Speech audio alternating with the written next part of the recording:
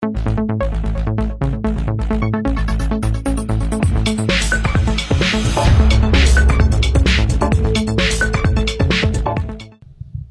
egun guztioi, eta ongi etorri, gaurko emanaldi hontara. Aurten ikasturte bukaera zatitxo bat, lehenengo 4 hilabeteak egiten ari gea, eta bueno, pentsatu genduen baitenikatik eta hezkuntza departamentutik nolabaiteko aurkezpen bat egitea ikerketa zentruekin batea, eta asmorekin etorri gea. Baita ere parte hartuko du, ikusiko duzunez, garapen agentziak ere, ugasak ere parte hartuko du, pixkat adierazten bere proiektua, edo egiten ari dan proiektuak, bere estrategiaren barruan ere aurkeztuko digu. Gaur mailan izango ditugu pertsona oso ezberdinak, etorri zaizkigu, aurkezpen bat egitea eta ponentzi bat egitea. Alde batetik lehendabiziko zati hontan uglek eta teknikak elkarrekin eramaten ari diren proiektuak aurkeztuko dizkigute. Alde batetik Itziar Tolosak I+D-ko partaidea, eskolako partaidea, alorrotako partaideak biomodelo baten inguruan hitz egingo digu. Bigarren zatian Miren eta Garoak teknikatik etorri dira, eta baita ere beraiek azalduko digute egin duten enkaje femorala eta karbonozko hankaren inguruan baita azalpenak emango dizkigute, eta ondoren iristen denean Innobasketik ere datorkigunai hitza emango diogu. Orduan, lehendabizi orduan hitzan pasako diot Itziar Tolosari, pixka bat biomodularen inguruan, azalpen bat eta aurkezpena egiteko.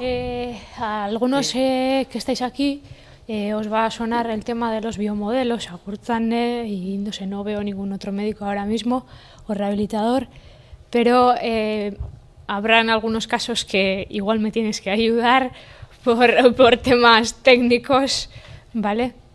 Entonces, lo que estamos haciendo en este proyecto es, junto con Técnica, con Gorka Vaqueriza, dinamizador de fabricación aditiva, estamos convirtiendo resonancias y tomografías en STLs, para que posteriormente los ficheros STLs podamos imprimirlos y sacar los modelos, ¿vale?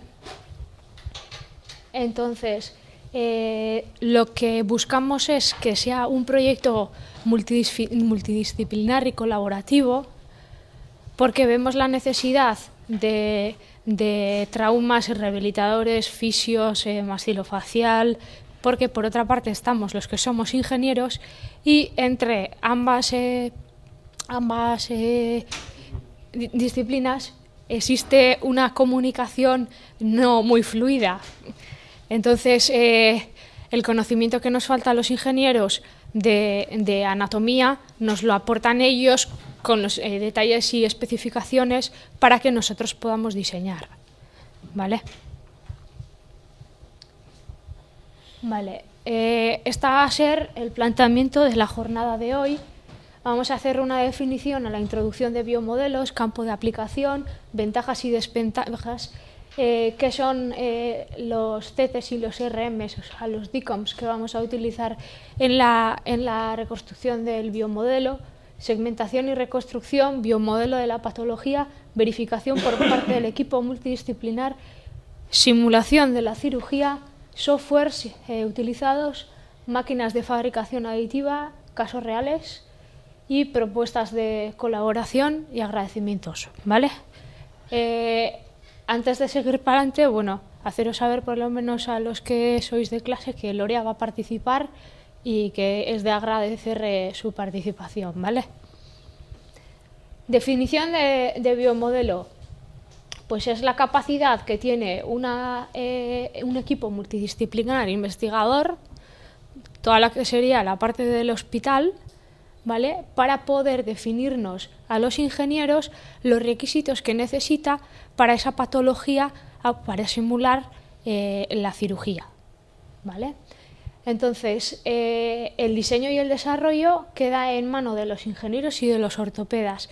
Vais a ver luego un caso de una prótesis femoral impresa en 3D y con un pie fabricado en pie de carbono, donde ha participado Ortoca para complementar los detalles que nos faltaban, ¿vale? Por lo tanto, entendemos que todo se mueve alrededor de un equipo.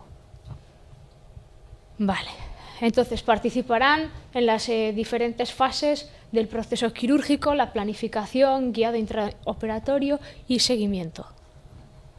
Vale, entonces, dentro de los biomodelos nos podemos encontrar con diferentes tipos de cirugías, que son las ortognáticas, las reconstructivas, casos complejos, casos oncológicos, fracturas óseas y modelos educativos.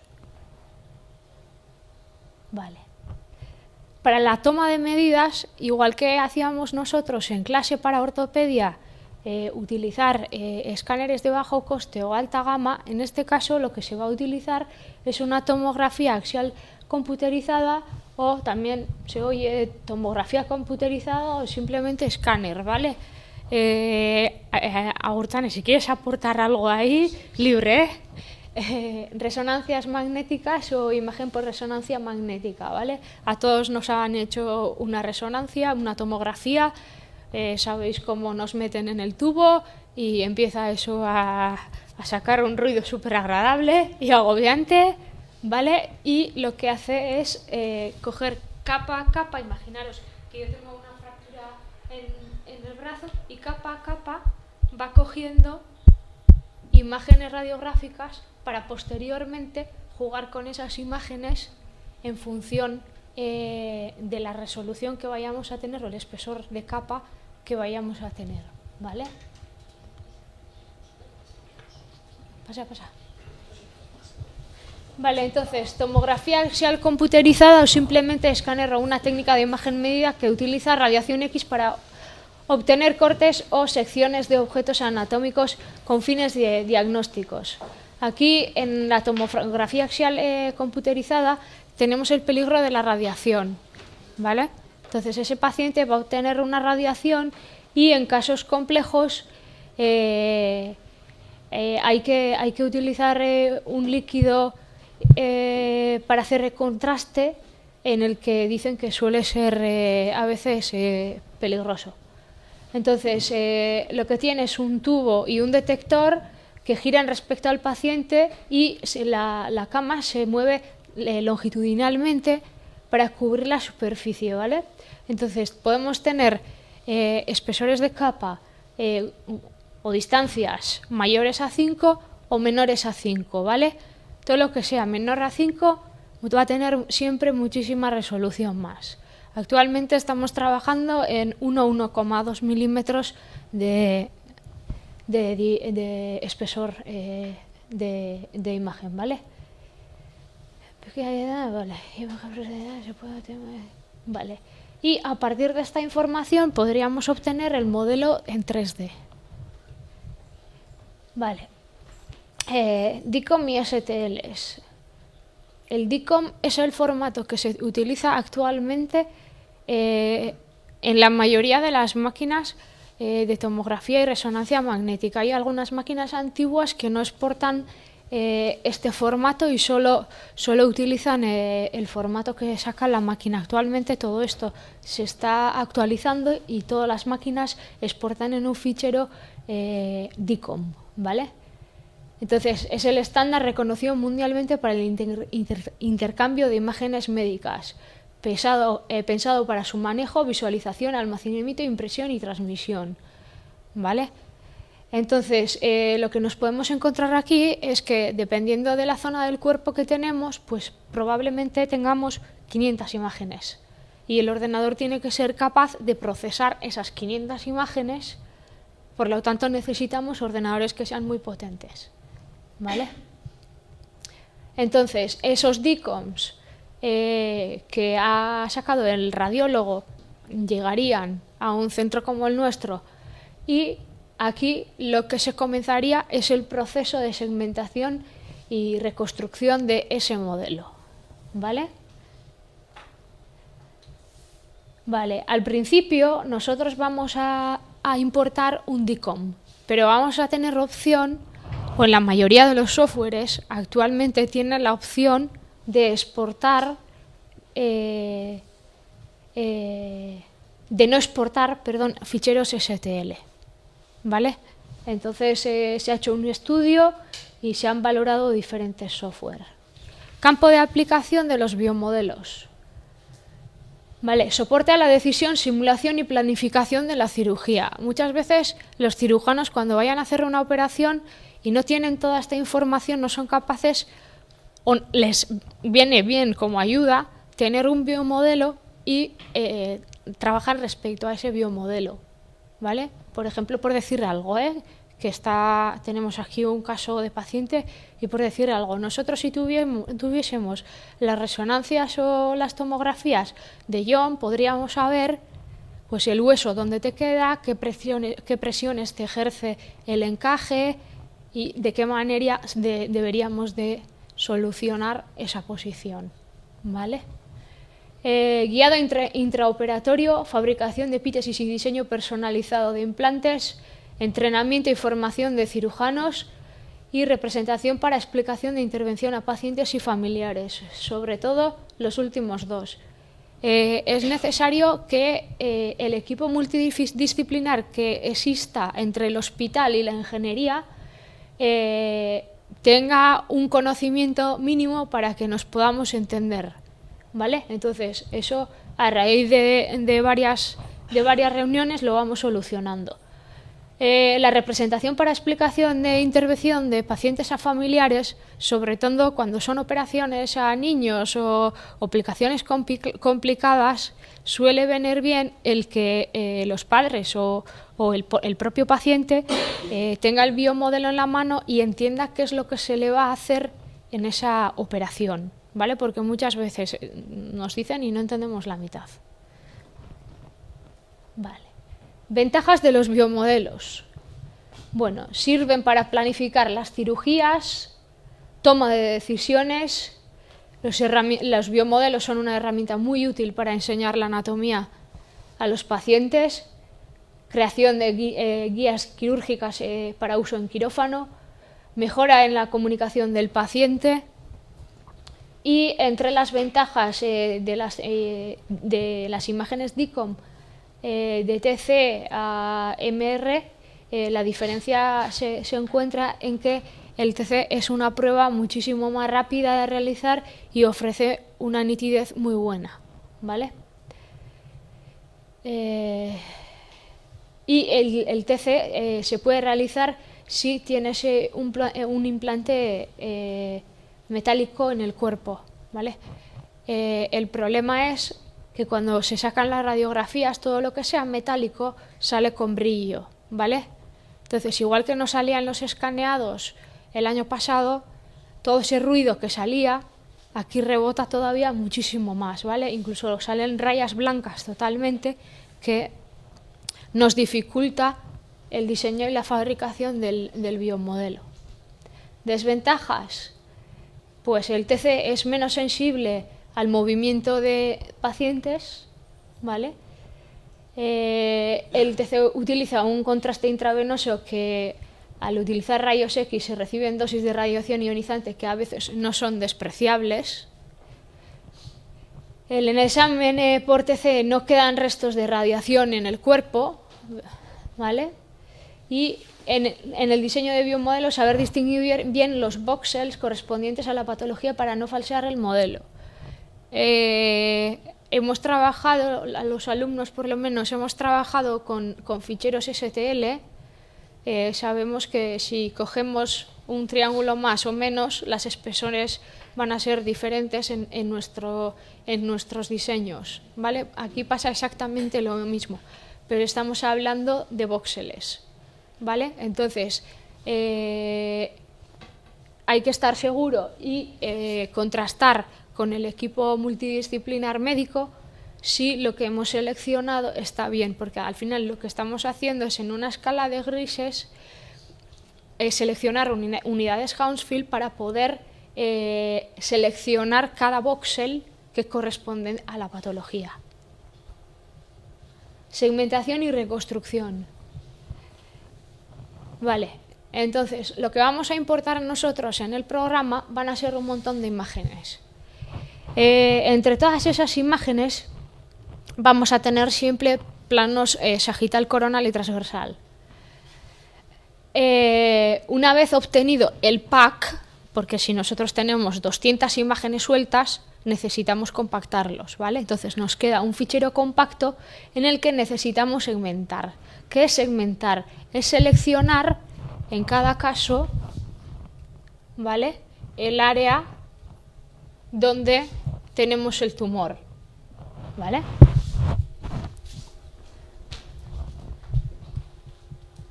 Entonces lo que se hacen son seleccionar áreas que le llamamos máscaras, y esas máscaras nos permiten calcular el 3D de eso que hemos seleccionado nosotros, ¿vale? Entonces, añadiendo, seleccionando, haciendo crops o haciendo rectángulos para seleccionar el área, lo que se consigue es limpiar el fichero y obtener lo que sería el caso que le interesa al médico, ¿vale? Entonces el médico, cuando ve el tumor, pues es diferente a verlo en una radiografía. Vale. La mayoría de los software de segmentación y reconstrucción permiten la exportación a STL.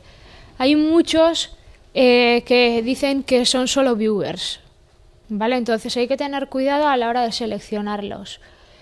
Este fichero, el STL, permite, es el mismo fichero que utilizamos para imprimir las piezas en impresora 3D, ¿vale? O sea, modelos físicos. Verificar por parte del equipo multidisciplinar. Nosotros es posible que tengamos nuestro modelo fabricado como ingenieros, pero necesitamos el apoyo de los médicos para que verifiquen que ese diseño es el correcto, ¿vale? Entonces contaríamos con vosotros o vosotras para poder contrastar si está bien o no lo que hemos diseñado y planear cómo va a ser la cirugía en el biomodelo, para que posteriormente, cuando vayáis a hacer la cirugía, tengáis todo paso a paso, las medidas y todo, bien preparadas. Simulación de la cirugía. 1. Comprobación si los modelos son correctos. O 2. Simular fuera, antes de entrar en el quirófano, todos los pasos que vamos a hacer en el quirófano, y tenemos así cortados a medida y sabemos qué es lo que va a pasar. El paciente sufre menos tiempo de quirófano, por lo tanto más barato, ¿vale?, la operación. Software estudiados. Bueno, veis una lista ahí bonita de softwares. Todavía no hemos seleccionado con quién nos vamos a quedar, pero hemos visto que Mimix y 3D Slicer son los dos softwares por ahora que nos interesan. Y tenemos pendiente el comprobar en iOS Osiris y Oros, para ver cuál es la diferencia entre ellos, y posiblemente Osiris y Oros va a necesitar posteriormente trabajar en un software de malla poligonal que podría ser el 3D Slicer. Para diseño en STL, malla poligonal, lo que en clase se ha trabajado con Mesh Mixer. En este caso nos podemos encontrar softwares específicos para diseño de prótesis, como es el 3Matic, el 3D Slicer, Freeform, Rhinoceros, Rapidform, Mesh Mixer, SolidWorks. Un poquito aquí al gusto de cada uno. Aquí John va a decir que se queda con Rhino, yo voy a decir que me quedo con Mesh Mixer y SolidWorks. Depende ya la habilidad o el gusto que le hemos cogido, ¿vale? Máquinas de fabricación aditiva. Existen diferentes tecnologías de fabricación aditiva que podemos aplicar en los biomodelos, pero tenemos que tener en cuenta cuál de las tecnologías es la adecuada para cada caso.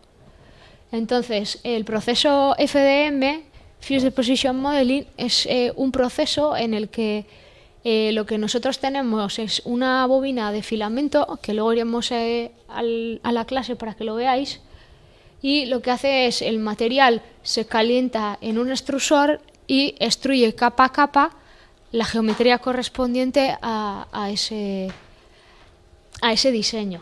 En estereolitografía lo que tenemos es una plataforma o una cuba de polímero líquido con una plataforma abajo, y lo que tenemos es un haz láser guiado por espejos galvanométricos que dirigen el haz al área que corresponde la fusión para generar la geometría. El polyjet es otra tecnología. Bueno, cabe comentar que en estereolitografía los resultados son muchísimo mejores que en el FDM, ¿vale? En polyjet lo que tenemos es una resina, y mediante lámparas con luz ultravioleta lo que vamos es curando la resina, ¿vale? Entonces, acabados superficiales también muy buenos para este tipo de biomodelos. Y SLM, lo que tenemos en este caso es polvo metálico, y ese polvo metálico hace que mediante un haz láser, igual que en la estereolitografía, funda la capa correspondiente a ese diseño. El proceso de SLM prácticamente se utiliza para protésica. El resto de las tecnologías se usan para biomodelos. Vale, y ahora vamos a pasar a casos reales, ¿vale? En estos casos reales, los que voy a presentar yo son maxilofaciales, ¿vale? Y el software que se ha utilizado es Mimix. Proceso a realizar: obtener el DICOM, la resonancia magnética o la tomografía computerizada, realizar la segmentación y la reconstrucción, obtener el fichero STL, fabricación aditiva o impresión 3D, que es lo mismo, ¿vale? Y verificación con médicos para ver si hay aceptación por parte de ellos o hay que hacer cambio en los modelos, ¿vale? Entonces, tenemos en este caso una mandíbula llena de agujeros que necesita hacer un implante. Entonces, se ha sacado de diferentes planos. Entonces, la parte que tenemos que quitar de la mandíbula es lo que está seleccionado en verde, ¿vale? Entonces, lo que nosotros hacemos en el software es cortar la parte que está en verde, donde están todos los agujeros en la mandíbula, ¿vale? Ahí estaría ya cortado. Y en este caso, en vez de hacer una prótesis, lo que se hace es coger un trozo de peroné, se corta y se introduce en la mandíbula, ¿vale?, donde hemos quitado, y se une para que posteriormente, en la última imagen donde veis, montemos o hagamos una construcción de lo que sería la mandíbula, una simulación, ¿vale? Vale, este es otro caso de fallo de articulación temporomandibular.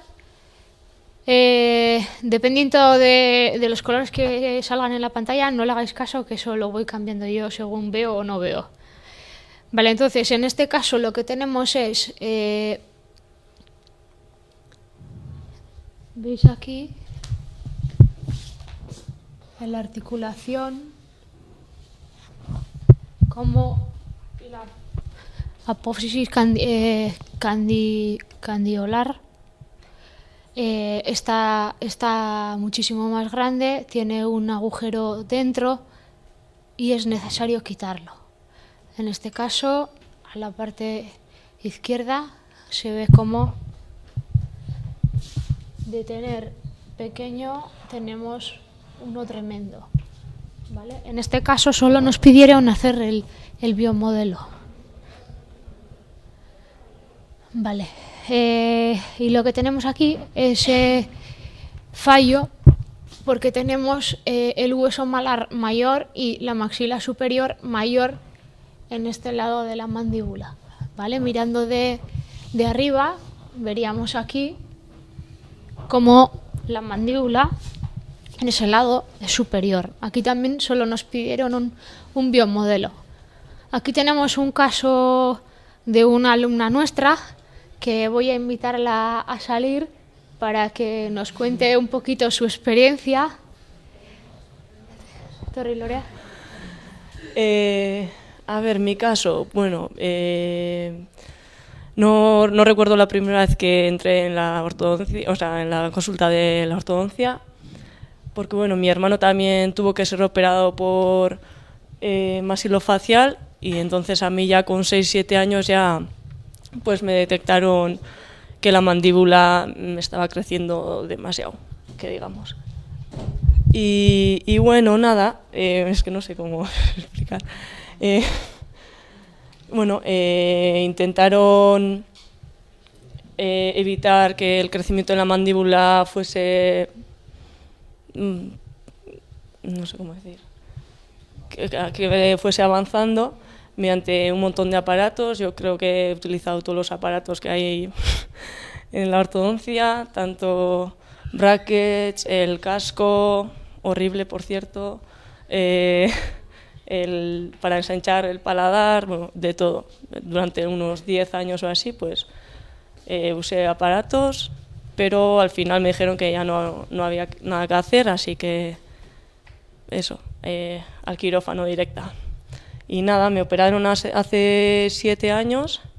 Bueno, se ve en esta foto que la mordida la tengo muy mal. Tenía 1,5 centímetros desplazados los 2 centros de maxila superior y en la mandíbula. Solo mordía en este punto, o sea, con la paleta y un diente de abajo. Y bueno, y físicamente también se nota que no era físico, pero al final pues se nota que aquí tenía como un bulto y bueno, fue duro, pero bueno, como una anécdota puedo contar igual. Cuando entré en el quirófano yo estaba cagada de miedo, porque ¿de dónde me voy a meter y qué me van a hacer? Precisamente por eso, porque no me habían enseñado ningún biomodelo ni nada. Si en algún programa o así, no sé cómo decir, algún prototipo o así, pero no, nada. Y cuando entré al quirófano me encontré con una pared entera empapelada con mis fotos, con escáneres, todas las pruebas que me hicieron del crecimiento del hueso con contraste. Y para mí fue chocante, todas las fotos mías pues con 80.000 rayas, círculos, flechas, que dije, bueno, ¿qué es esto? Y menos mal a la enfermera que estaba ahí, que me tranquilizó un montón. Y luego pues la recuperación también fue muy dura. Estuve 1 mes y pico sin poder casi abrir la boca y comiendo a base de una jeringuilla purés. Y luego nada, pues mediante gomas y así, pues el tratamiento, no sé, duró 1 año o así, creo que fue el posoperatorio. Y bueno, es duro, pero bueno, estoy contenta con el resultado y eso, que ya han pasado 7 años. Y nada, es que está aquí. Bueno, en este caso vamos a seguir con implantes, endoprótesis diríamos. En la primera imagen lo que estamos viendo es una mandíbula de un niño senegalés que necesitaba un implante. Entonces en ese caso está, según sale de la máquina, sin quitarle los soportes, sin cortar a hilo la plataforma. Los resultados de este niño fueron muy buenos y quedaron contentos. En la otra imagen lo que veis es una geometría tipo scaffold o panel de abeja, como le queráis llamar. Lo que nos permite es en las prótesis hacer diseños de este tipo para que exista una osteointegración del hueso dentro del implante, teniendo un material que pueda ser biodegradable, ¿vale? Y entonces es pretender hacer diferentes diseños en los que encajan los hexágonos que se están utilizando, que actualmente son los que mejores resultados en cuanto a mecánica tenemos. Aquí en la parte izquierda tenemos un implante de cadera, lo que es la bola y el vástago, o la cabeza del fémur y el vástago están bien, pero hemos hecho un acetábulo con coscas para que se provoque la osteointegración. Y en la siguiente foto vemos la primera imagen, es una endoprótesis traqueobronquial, al que muchos médicos le encuentran pegas, y tenía un cáncer justo en la bifurcación y querían plantear la impresión 3D como solución a este tema. Entonces estuvimos muchas veces con el médico para poder conseguir un diseño que a él le convenciese, y nos costó mucho, pero al final uno anatómico funcionó, y eso es con el Hospital de Barcelona de Llobregat. Vale, aquí tengo diferentes ejemplos de ortésica y protésica que pueden ser posiblemente interesantes para ortopedia o para el tema de utillajes o férulas que se puedan hacer en el hospital, ¿vale? Nosotros actualmente estamos dando servicio, Técnica también está dando servicio de biomodelos. Y bueno, mientras en Técnica, aparte de integrar la tecnología de fabricación aditiva en la formación profesional, estamos trabajando distintas líneas pues para desarrollar las aplicaciones, ¿no? Porque se habla mucho de impresión 3D, pero bueno, cada aplicación, como esta del sector médico, pues tiene unas características pues muy específicas, ¿no? Y que hay que trabajar cosas muy concretas. Hemos firmado un convenio de colaboración con Biodonostia y con Tecnun también, y lo que estamos haciendo es pues trabajar este campo, a ver, bueno, todavía a nivel oficial, a nivel normativo, todavía aquí está todo por hacer, pero bueno, pues estamos analizando, trabajando y estudiando los software y los procesos, y estamos trabajando con casos concretos y a ver qué rendimiento se le saca, ¿no?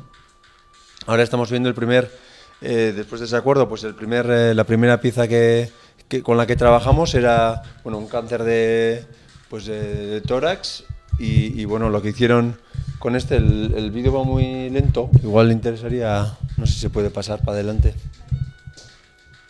o que pases con el dedo. Bueno, ese es el modelo a escala 1:1. Al final es una pieza que se imprimió en FDM con extrusión de filamento, y se va a ver cómo procedieron al corte de lo que son las costillas, y modelaron los implantes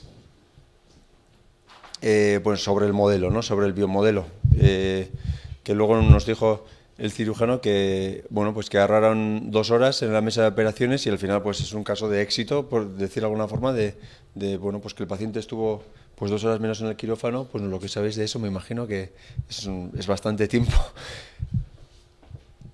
Y este es, bueno, es el primer ejemplo que trabajamos con ellos, y al final nos están pidiendo pues cosas muy variadas según le están surgiendo necesidades. Hacemos lo que nos piden.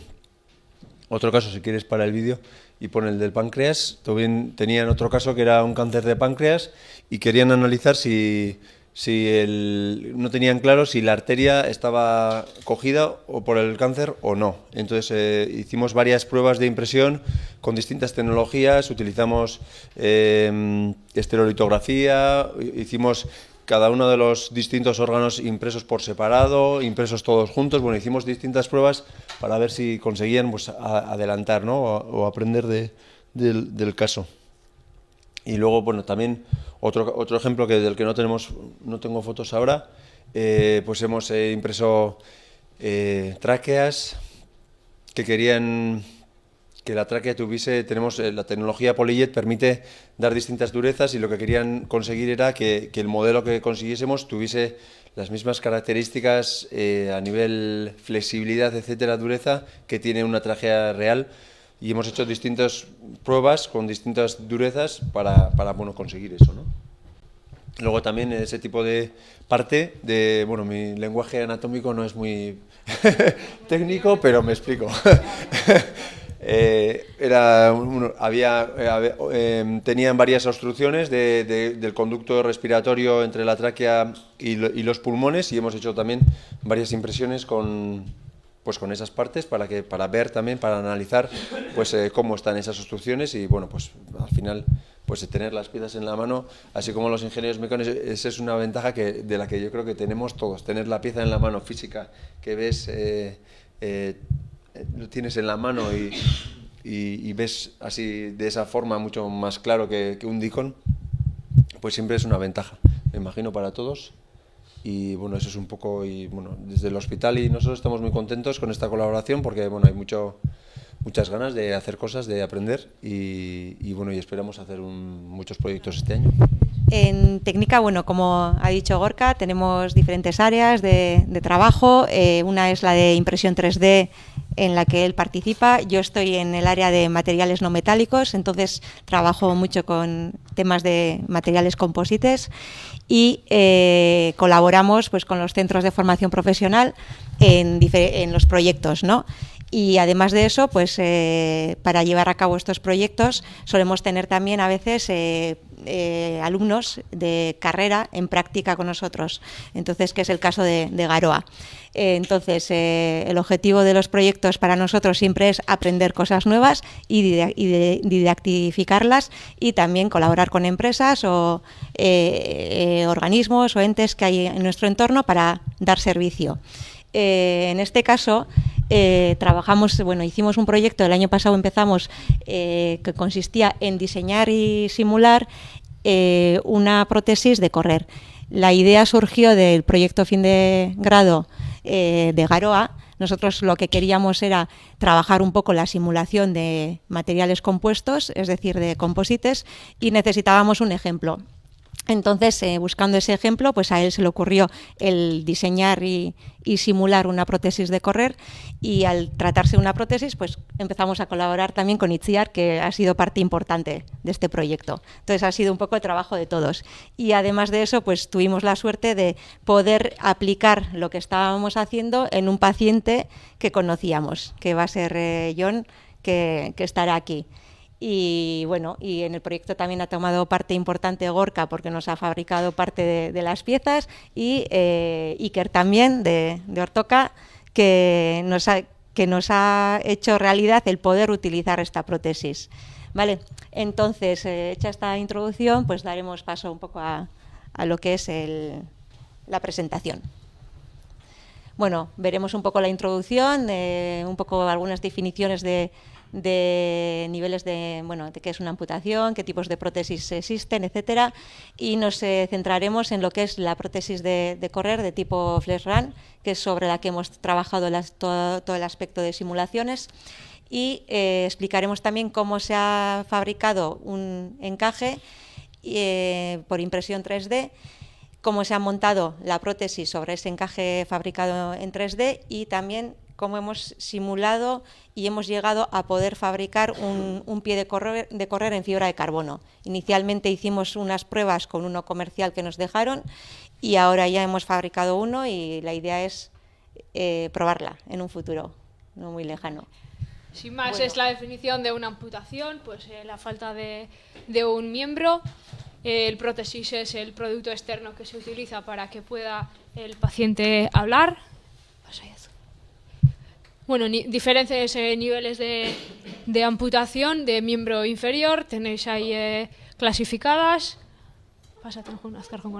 Y se ve que la mayoría de porcentajes de protésica son inferiores 32 con 6 femorales y 53,6 tibiales, ¿vale? Por lo tanto hay un campo bastante grande.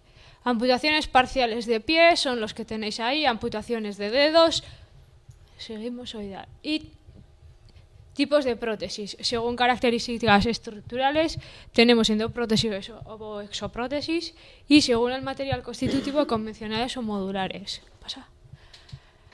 Componentes de una prótesis de miembro inferior para caminar son tener un encaje, un adaptador, una rodilla, un tubo, otro adaptador y el pie. ¿Vale? Todos elementos comerciales salvo el encaje. Y en este caso, como estaba el proyecto orientado a una prótesis o un pie de correr, y ya que teníamos voluntario para correr, dijimos vamos a intentar integrarlo todo para que nos quede un proyecto bonito. Entonces, en la foto de la izquierda la chica corre sin la rodilla y en la foto de la derecha correría con rodilla. ¿Vale? Ahí nos puede John decirnos luego cuando vayas explicando la diferencia que has notado al correr con y sin rodilla. En función de qué vamos a escoger los componentes de una prótesis, pues la edad del paciente, el equilibrio, visión, peso, estado físico, el ambiente en el cual vive, el desarrollo de actividades laborales o recreativas que hace y las condiciones del muñón. Sí, vaya. Y aquí tenemos diferentes tipos de pies, que hay pies de nivel de actividad bajo o alto y dentro de los de alto, dinámico, impacto y deportivos. Vale. El objetivo de los pies de correr, tienen siempre una forma y la forma es AC y el objetivo es reducir el gasto energético al correr y amortiguan y devuelven la energía obtenida a la hora de pisar, ¿vale? Total, beneficios, velocidad, comodidad, tranquilidad y agilidad. Bueno, esto en principio os lo va a contar John mejor que yo, que es el que lo ha probado y sabe cómo va el pie, ¿vale? Y que eres técnico ortopédico, ¿vale? Entonces, su participación ha sido importante en este proyecto, por lo que... Bueno, básicamente es un pie con forma de C para correr, no es para sprintar. Para sprintar hay otros modelos diferentes que devuelven aún más energía que este, pero es un pie todoterreno que se puede correr en todos los terrenos. Tú has corrido en pista, has salido de la pista también. ¿Y qué tal? Sobre todo asfalto, he corrido y pista de asfalto y rendimiento. Y ahora, ya os diré, pero a mí lo que más tiempo me ha llevado ha sido aprender a usarla. Y según todavía estoy, cada día que salgo intento salir un día sí, un día no, y cada día que salgo me noto más seguro y todavía no he llegado a correr en hierba, pero bueno, ya creo que me falta poco. El caso de John tiene mucho el mérito porque ha aprendido a andar a correr con esta prótesis. Entonces, bueno, igual hubiese sido más lógico coger un corredor que haya corrido con diferentes prótesis y entonces podríamos tener una comparativa más fiable.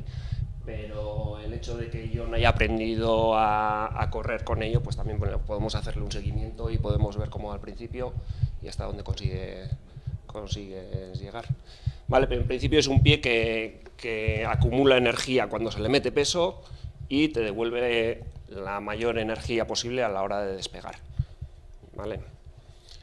Y hay otros diseños de pies que son exclusivamente para sprintar, que en principio te devuelven más energía, pero son para pista. En principio no tiene mucho más misterio que eso. Sí. O sea, ¿qué es lo que más notas? ¿Que tienes como más potencia con la prótesis que con tu pierna o al revés?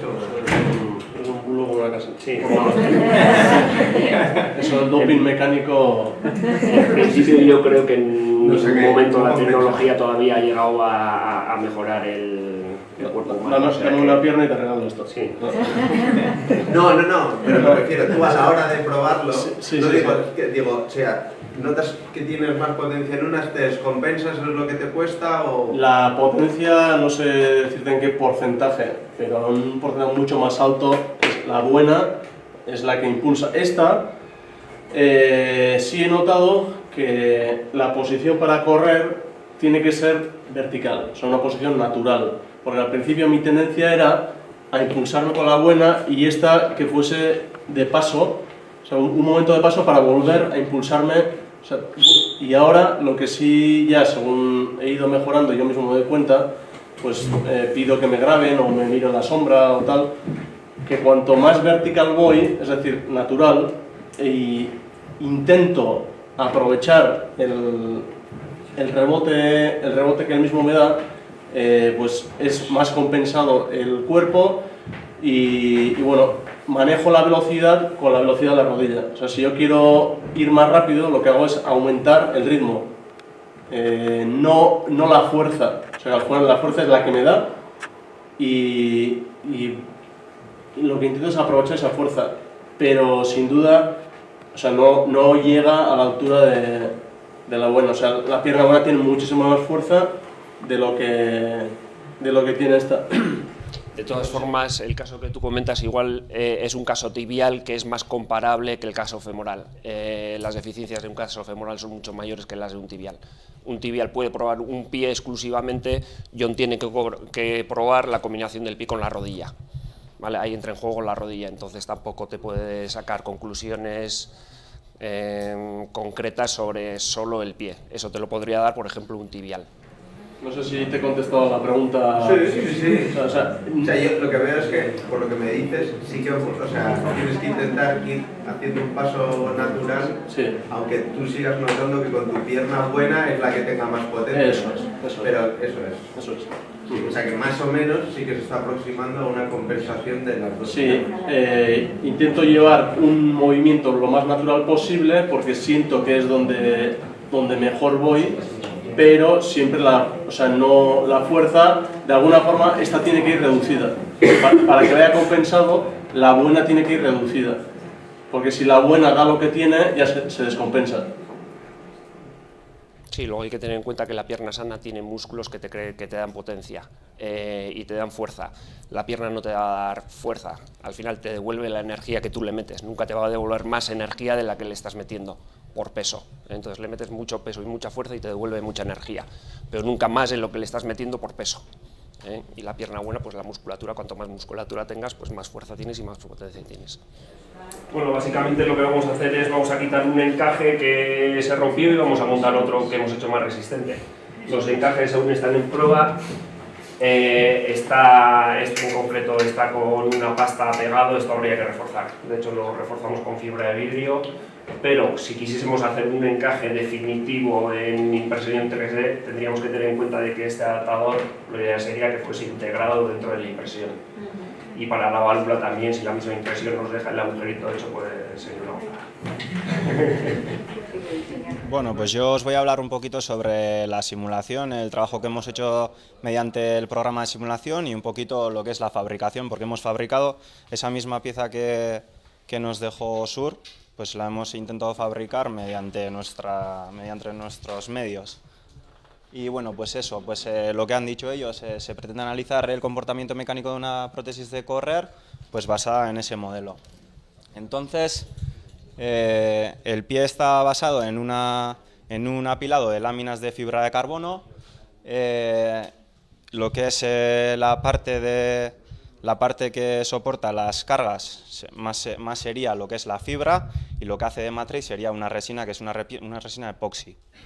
Entonces, la configuración y la orientación de las láminas en la pieza pues van a influir en las características mecánicas finales de lo que es la pieza. Entonces, lo que se hace mediante la simulación es definir un apilado óptimo, pues basándonos en tener un peso óptimo y unas propiedades mecánicas que vaya a necesitar el paciente. Mediante este programa o simulador, nosotros hemos utilizado FEMAP, hay más simuladores, pero lo que se basa es en, bueno, se puede utilizar para simular los siguientes comportamientos físicos, ¿no? Pues un comportamiento físico que uno sería estructural, térmico, de fluidos óptico y de electromagnetismo. En nuestro caso es estructural. Pues se basa más que nada en la división de un sólido CAD, que sería pues la misma pieza dibujada dibujada en 3D en CAD, y se basa en la división de ese CAD en un conjunto de pequeños sólidos interconectados por puntos llamados que son nodos. Entonces, esos nodos lo que nos permite, bueno, se divide en elementos finitos. Digamos que la pieza serían elementos infinitos, tenemos infinitos puntos, entonces lo que hacemos es dividir esos infinitos puntos en puntos finitos, y conseguimos de pasar de infinitos grados de libertad a números finitos de incógnitas y ecuaciones para poder resolver el cálculo estructural. Entonces, lo que se hace básicamente es la simplificación de lo que es la pieza y tener unos valores orientativos. Esto sería más o menos la estructura que lleva lo que es el simulador. Entonces, necesitaríamos una geometría que sería la pieza misma, dibujada en CAD, y vamos definiendo pues, los materiales, que sería el apilado que os he dicho antes. Entonces, tenemos dos materiales diferentes. Uno es unidireccional, que va orientado, bueno, luego os explico un poquito mejor.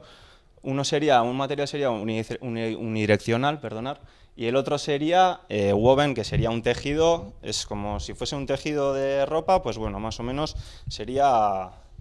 está orientado en 0 y 90 grados. Luego habría que definir las propiedades, luego las boundary conditions, que serían las condiciones de contorno, para poder aplicar las restricciones, y para poder aplicar las cargas, para poder simular el caso real, que es de ion. Entonces, luego ya pasamos al mallado, se analiza y se tiene un postprocesado, que serían los resultados, que ya nos basamos en los resultados para poder... Sí, no, para poder... sí, validar el proceso. Eso es. Eso es. Bueno, pues a partir de esta geometría, bueno, se hacen divisiones para poder trabajar en el simulador. Bueno, esto sería dibujado en CAD, y ya pasamos a lo que es, esto sería más o menos la estructura del simulador. Entonces, lo que se hace es, para poder discretizar un poquito lo que es el modelo, entonces se trabaja mediante una mid-surface, que sería mediante una capa en vez de trabajar en sólido. Es la manera que tiene más fácil de trabajar, para tener menos ecuaciones y para trabajar más fácil el software. Entonces se hace la división de la geometría, se divide nosotros dividimos en 7 zonas, y se pasa al mallado y remallado. Y lo que es el mallado sería lo que os he comentado antes, que sería conseguir un elemento finito, pero en vez de tenerlo en la pieza, lo tenemos en esta capa que os he dicho. Entonces se hace una discretización y calidad de... Bueno, se mide la calidad del mallado mediante criterio jacobiano, que bueno, viendo que es menor de 0,6, sería válido, es una malla que es válida. Entonces nosotros tuvimos un valor de 0,585 y bueno, está dentro de los valores. Conseguimos, como os he dicho antes, un número de nodos, que esos serían los puntos que veis aquí, veis cómo está todo dividido, estos serían elementos finitos, ¿sí? Entonces tenemos los nodos, que serían los puntos que están entre cada elemento finito, y luego están los elementos finitos que os he dicho, y serían 2780.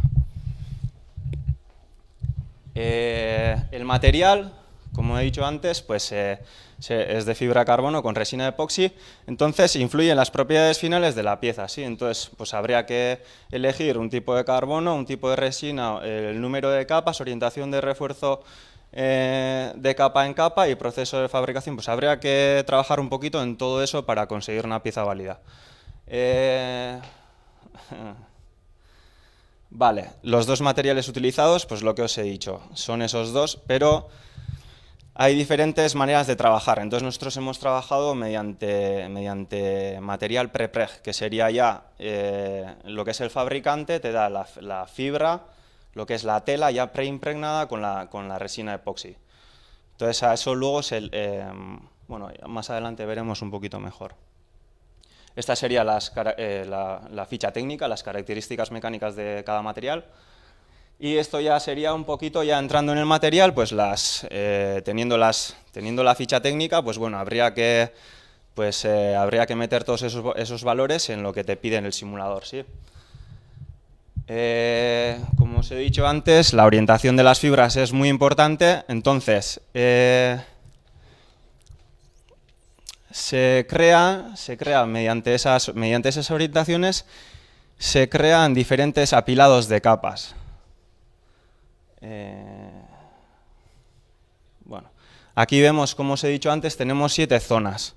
En esas 7 zonas, en cada zona se crea un apilado diferente, porque la pieza no es homogénea. El número de capas que tenemos durante toda la pieza no es homogénea. Vamos a decir que hay una zona que es más gruesa y va disminuyendo a una otra zona que es un poquito menos gruesa. Va de 12 milímetros hasta 5 milímetros. Entonces, habría que hacer diferentes apilados de capas, ¿sí? Entonces, ahí vemos, esto sería lo que es la primera zona, que sería esta zona, que es la más gruesa. Aquí vemos, esta sería el apilado de capas. Entonces hay que encontrar una configuración mediante esos dos materiales hay que conseguir una configuración óptima, ¿sí? Entonces, la orientación de las fibras, la orientación de los materiales, el unidireccional, que es en una única dirección, se puso las fibras van en esta dirección, que es a 0 grados, y el biaxial, que es woven, que es el tejido que os he dicho, que es a 0,90, pero se cambia de orientación. Entonces va a más o menos 45 grados. Se estudiaron varios casos, pero bueno, de esos tantos casos que trabajamos, 3 entraron dentro de los valores que necesitábamos. Entonces, el caso 1... como veis, pues va la variación de espesor entre 12 milímetros y 5, el caso 2 entre 11,8 y 4,8 y el caso 3 entre 11,6 y 4,6. Eso todo con el mismo apilado de capas y... bueno, estos son los elementos que hemos utilizado en la simulación, pero... luego... Vale. Bueno, estas son las propiedades que asignamos a la pieza, y estas son las condiciones de contorno. Entonces, habría que, para que se pueda trabajar, para que se pueda simular la pieza hay que sujetarla y aplicarle una carga. Entonces, se sujeta de la parte de donde veis que tiene lo que es la sujeción del tubo, que sería esta zona.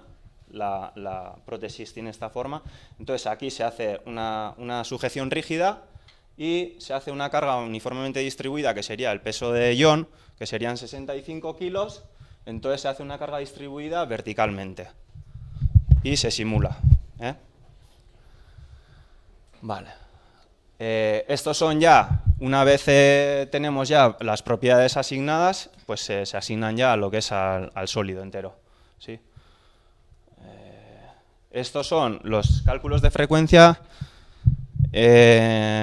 Estructuralmente la pieza tiene que ser válida, tiene que ser rígida. Entonces hay que hacer un cálculo de frecuencia que nos determina las frecuencias naturales y modos de vibración que tiene esa pieza. ¿Sí? Entonces el resultado del primer modo para nosotros salió mayor que 33 hercios. Para que la pieza... Para que estructuralmente sea fuerte, tiene que ser... Creo que, bueno, no os voy a mentir, pero creo que era mayor que 30 hercios. Entonces, estructuralmente vimos que es una pieza fuerte. Bueno, pues estos son el caso 1, el caso 2 y el caso 3 estudiados. Vemos que tiene una deflexión vertical, el caso 1, pues como se ve ahí, 25,81, el caso 2, 27,33 y el caso 3, 28,93. Y entramos en un criterio de fallo para composites, que ese criterio de fallo sería... Bueno, tenemos un criterio de fallo que sería un criterio de fallo de Hoffman, que va entre 0,1. Entonces, 1 sería el caso crítico. El caso de ya, pasando de 1, sería ya rotura, y 0 sería un caso ya demasiado seguro, ¿sí? Demasiado rígido. Entonces, los valores conseguidos nuestros son, en el caso 1, como se ve, para 60 kilos de simulación se ve que para el caso 1 son 0,3, bueno, estos son para 60 kilos, ¿sí? Y estos son para 68 kilos. Entonces, dentro de las características que nos dio OSUR para ese modelo, pues vemos que nuestros modelos estudiados son válidos. Y esto, bueno, esto os va a explicar igual un poquito igual Itziar o mejor Riker, que controla más de este tema. Actualmente lo que tiene... Es la prótesis que usa para... Eso es. Esto sería el encaje... ¿Eh? Va, explica tu code, Bestela. Vale. Bueno, esto... Más que nada el proceso que seguimos hasta llegar... Sí, eso es. Bueno, pues se le escaneó el muñón a Ion, al paciente, se le escaneó el muñón. Entonces, mediante ese escaneado, pues se consiguió tener el diseño en el formato que utilizáis vosotros en ortopedia, que no sé cuál es, en STL. Vale, entonces, luego lo que se consiguió es, bueno, lo que se probó es hacer una impresión en 3D en un material que fue policarbonato, que cumplía con las características para poder correr. Bueno, sí, lo que se hizo es básicamente, era pues tener un relleno que fuese una pieza sólida, que fuese un relleno al 100%. Y bueno, esto es un poquito las partes que lleva lo que es el encaje. Sí, esa es la prótesis que se está poniendo yo ahora, que es la de correr, y esta es la que usa para la calle, para el día a día, que básicamente es una rodilla hidráulica, un pie de fibra de carbono con retorno de energía, no tanto como el de correr, pero tiene su retorno de energía, y bueno, un rotador femoral. Este rotador, la función es que aprietas al botón y que se pueda calzar pantalones, zapatos o entrar en el coche, moto, donde moleste la pierna, pues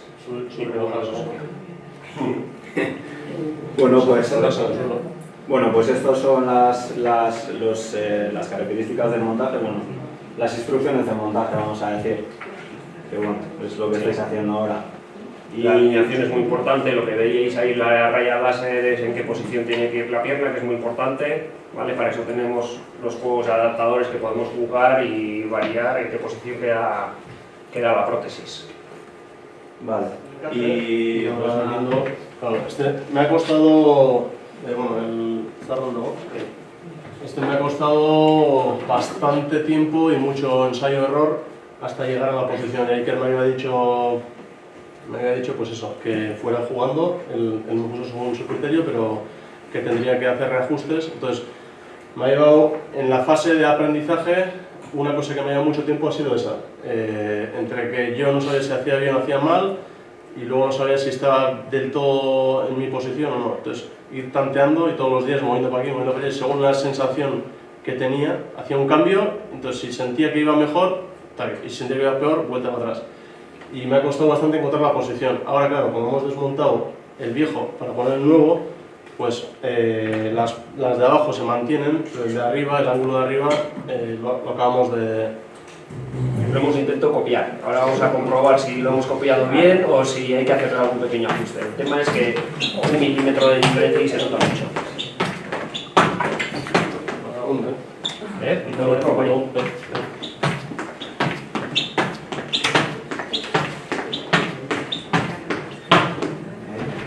Entonces, si veis el bote que pega él es el peso que le está metiendo al pie, el pie acumula y luego le devuelve un tanto por ciento de energía de ese peso que le está metiendo. Y el agarre es mucho mejor, porque este perdía un poco de aire en la válvula y este parece que no está sellada. Porque no sellada, porque no es tampoco hace... Igual hay que explicar que hasta llegar a hacer el encaje definitivo hemos hecho varias pruebas. Primero se imprimió un encaje en policarbonato que ha dicho Garoa con un espesor X. Nosotros pues Itziar lo que hizo es escanear el muñón y el diseño interior, pero luego sobre ese diseño interior pues había que generar el encaje, entonces no sabíamos muy bien qué espesor darle. Entonces probamos con uno, se rompió, probamos con otro un poco más grueso, también se rompió y ahora pues ha hecho un tercero en otro material diferente y estamos viendo a ver el resultado en estos momentos. La sensación es muy buena. ¿Corres pista también que sí? ¿Correr?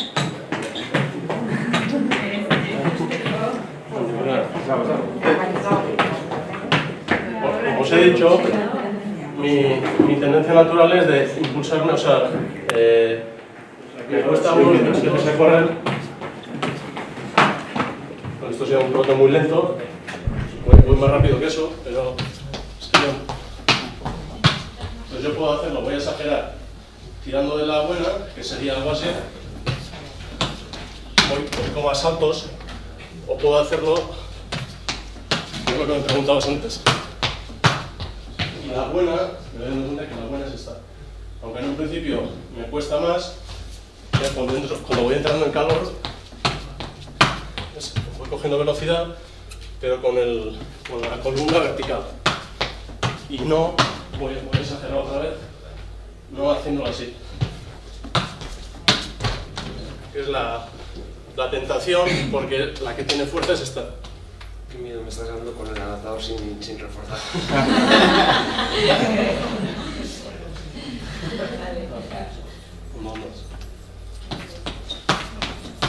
Entonces yo, según la velocidad que le doy al muñón, con eso le regulo la cadencia y a más cadencia tengo más velocidad. Puedo hacerlo muy rápido o puedo hacerlo más lento.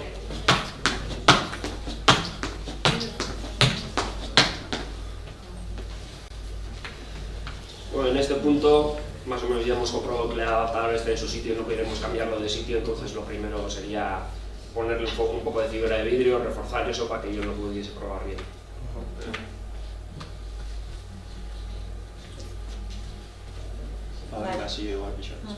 Bueno, pues nosotros una vez que hicimos las simulaciones del pie de correr de carbono, porque en realidad una parte del proyecto era fabricar ese pie de carbono, pero teníamos que saber cómo fabricarlo, con qué tipo de capas de fibra de carbono, qué orientaciones, qué espesores, etcétera. Una vez hechas las simulaciones, otra parte del proyecto fue el fabricar ese pie de carbono, que es lo que va a explicar ahora Garoa cómo se ha hecho. Vale, entonces el proyecto ha tenido diferentes fases. Bueno, pues eso, lo he dicho, siendo un poco ambiciosos quisimos seguir con el proyecto y ya fabricar la pieza, ya estando ya ahí. Pues la fabricación, pues primero lo que hicimos fue un prototipado para probar a ver qué molde o qué proceso de fabricación utilizar. Y bueno, pues se hizo un prototipado de un molde contra molde, y bueno, aquí no se distingue muy bien, pero bueno, esto sería lo que es el molde, y el contramolde lleva, el contramolde está en 2 piezas, entonces tendríamos 3 piezas, y esto habría unos, bueno, tiene unas guías. Entonces se hizo el laminado de fibra de carbono, y bueno, aquí como se ve, pues lo que es el molde contra molde, y bueno, esto es una bolsa de vacío que crea un 0,9, bueno, menos 1 bar de presión, y bueno, es lo que hace que se compacten las láminas entre sí. Y al ser fabricación mediante prepreg, lo que se hace es se lamina, se mete bajo presión, y nosotros tenemos un horno en el que hay que hacer un ciclo de curado. Entonces ese ciclo de curado, pues bueno, son media hora a 80 grados y luego se va subiendo la temperatura hasta 115-120 grados y ahí se mantiene unas 3 horas. Y luego hay que dejar bajo esa presión, se apaga el horno y bajo esa presión se deja hasta el día siguiente que cure, ¿sí? Entonces el prototipo de pieza que conseguimos fue este. Entonces en vez de hacer molde contra molde, lo que hicimos es otro ensayo, que fue, bueno, con el mismo molde, pero otro prototipo más pequeño. Pues lo que se hizo es, en vez de hacer molde contra molde, lo que se hizo es con el molde y hacer directamente con la bolsa de vacío. Entonces, bueno, pues conseguimos, el resultado fue bueno, entonces en vez de hacer molde contra molde, lo que hicimos es, en una impresora 3D, con material Ultem, que es el molde que se ve ahí, entonces, con la ayuda de Gorka, imprimimos en técnica lo que es el molde. Sería el molde y esta sería la pieza que se ha laminado. Entonces luego ya, con un poco de tiempo, si queréis verla, esta sería el pie de carbono.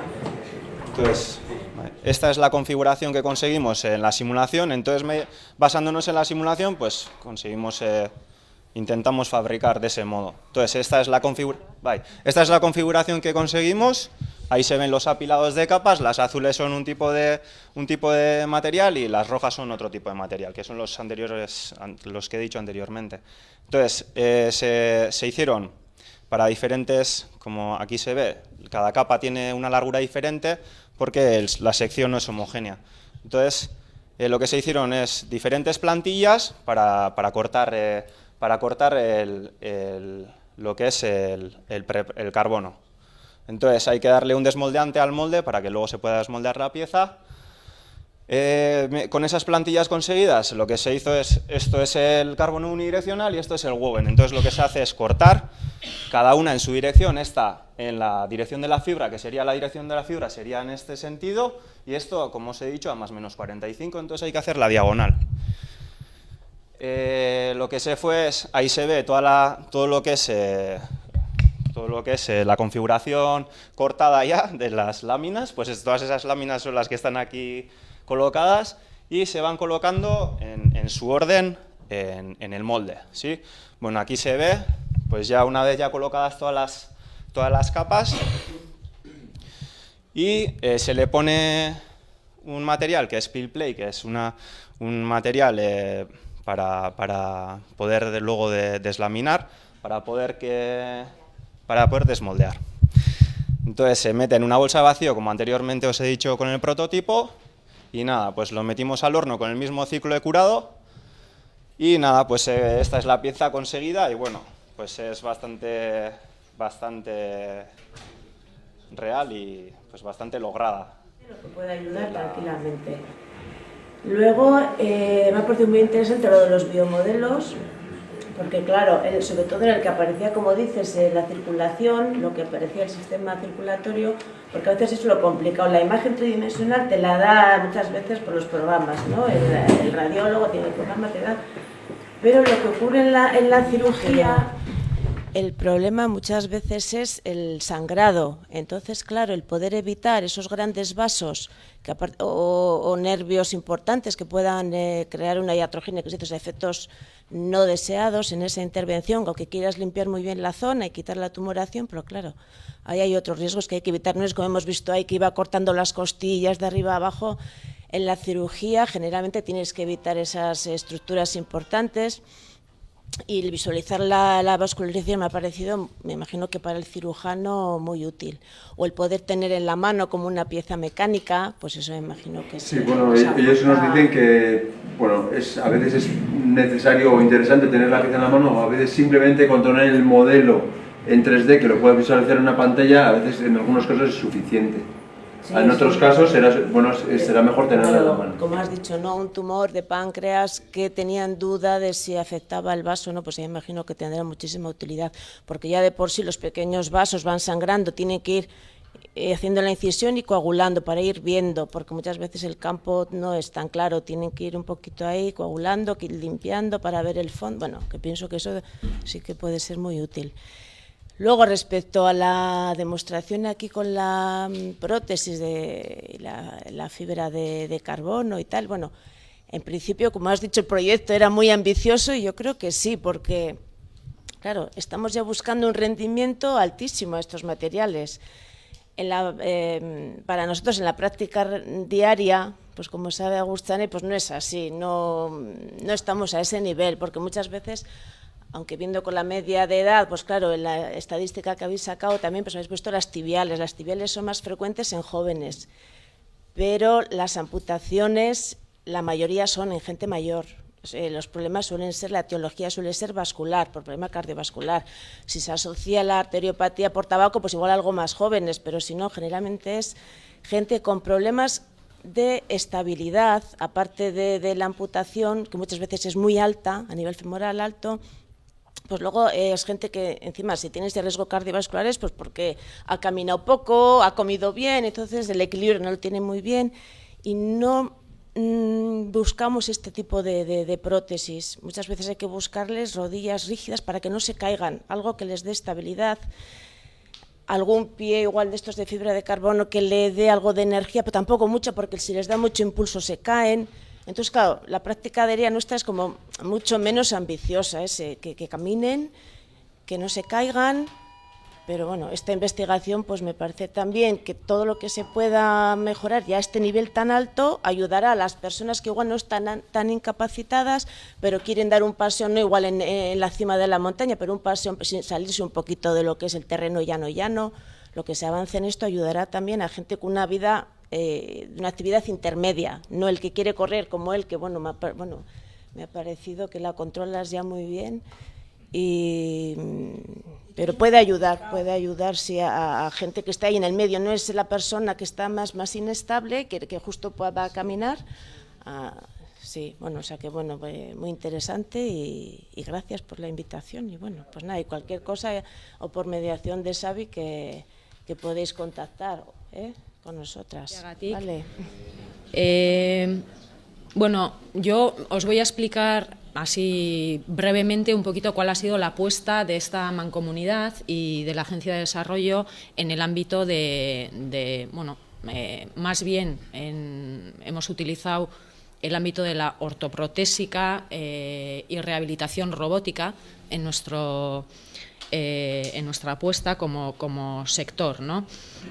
Ya durante los últimos años, como 5 o 6 años, bueno, de hecho la propia especialización de ortoprotésica en Ugle es pues uno de los resultados de esa apuesta que se hizo pues allá por 2010 y a partir de ahí empezamos a ver qué otro tipo de actividad se podría generar en todo este tipo en todo este sector de las biociencias, teniendo en cuenta también el tipo de empresa y de industria que tenemos en la comarca y buscando un poquito actividades que de alguna forma se pudieran complementar con la industria que tenemos en la comarca. Uno de los proyectos más significativos de esta apuesta ha sido la creación de una empresa en la incubadora que tenemos en el polígono Mugitegui, una empresa que desarrolla y que fabrica exoesqueletos, que hoy iba a estar aquí con nosotros, pero finalmente no ha podido venir, ha tenido un problema con el exoesqueleto, aunque vamos a ver algunos vídeos. Y comentaros que desde que surgió la idea, pues hace como 2 o 3 años surge la posibilidad de trabajar con el Instituto Cajal del CSIC y con el Hospital de Parapléjicos de Toledo.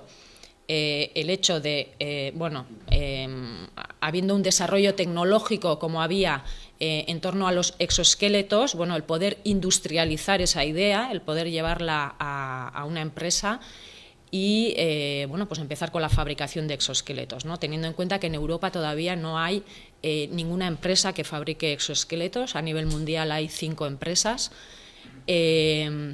Y, de hecho, lo que nos hemos dado cuenta es que el periodo desde el desarrollo tecnológico hasta llevarlo a toda la fase de industrialización pues es larguísimo y muy difícil. Ya solo con las homologaciones de la empresa, certificaciones del producto, etcétera, pues es un periodo de 2 o 3 años muy complicado de llevar a cabo. En la actualidad, la empresa ya tiene como prototipos fabricados como unos 5 o 6 exoesqueletos. Uno está en el Hospital de Toledo, en Madrid, y se están haciendo ensayos clínicos con personas con ictus. Y otros están lesionados medulares en Toledo. En Toledo con lesionados medulares, sí. Eso es. Y en Adacen, en Navarra, con ictus. Se están haciendo ensayos. Entonces, son todavía prototipos, ya son producto terminado, aunque todavía les falta unos meses ya para conseguir el marcado CE, para que puedan empezar a comercializarse en Europa por lo menos. Y más bien estamos en una fase de pruebas. Es un producto que todavía tampoco hay ensayos clínicos, existen ensayos clínicos, pero bueno, pues con grupos muy reducidos, sin, digamos, datos comparativos grupos muy grandes o grupos homogéneos para poder tener conclusiones claras. Entonces, pues teníamos un exoesqueleto aquí en la incubadora ahora, y haciendo unas pruebas, pues les ha fallado una rodilla, la electrónica, que es complicadísima, y por eso no han podido venir, pero bueno, eran de venir y vamos a hacer una prueba ahora a las 12:30. De todas formas, comentaros que en torno a todo este proyecto del exoesqueleto, lo que sí hemos hecho es generar un grupo de trabajo en la comarca, del que Xavi forma parte, junto con fisioterapeutas y ingenieros de biomedicina, alumnos de MU, con los que estamos de alguna forma analizando todos estos sistemas nuevos, digamos, de rehabilitación. Además del exoesqueleto, en la incubadora tenemos también un exoesqueleto de mano, tenemos productos de rehabilitación de Vitia y también rehabilitación virtual, productos de rehabilitación virtual. Lo que hemos hecho de alguna forma es generar una documentación y que a futuro podría ser un material formativo en torno a todos estos productos, y en una siguiente fase, junto con el Hospital de Toledo de Parapléjicos, incorporando ya el exoesqueleto en todo ese material formativo, lo estamos complementando de alguna forma con el enfoque más clínico. Y ahora, a partir de enero, vamos a empezar ya a hacer ensayos, algunos pequeños ensayos o pruebas con el exoesqueleto con dos tipos de pacientes, que sería un paciente con ictus y otro paciente con lesionado medular. Es totalmente nuevo para nosotros. Sí, un poco, como no está aquí el exoesqueleto, que es lo que toca, pues es un poco complicado no verlo, pero bueno, brevemente sí comentaros pues lo que decía Itziar. Va a ser la primera prueba aquí, la primera prueba en Urretxu, de testar, vamos a decir, algunas cosas de lo que puede hacer eso exoesqueleto, ¿no? Está todo por hacer, porque bueno, para realmente tener evidencias clínicas hace falta muchísima gente, muchísimas pruebas, pero las que se están haciendo ya ahora mismo se están haciendo en Toledo, sobre todo, que es el centro de referencia para lesionados medulares, y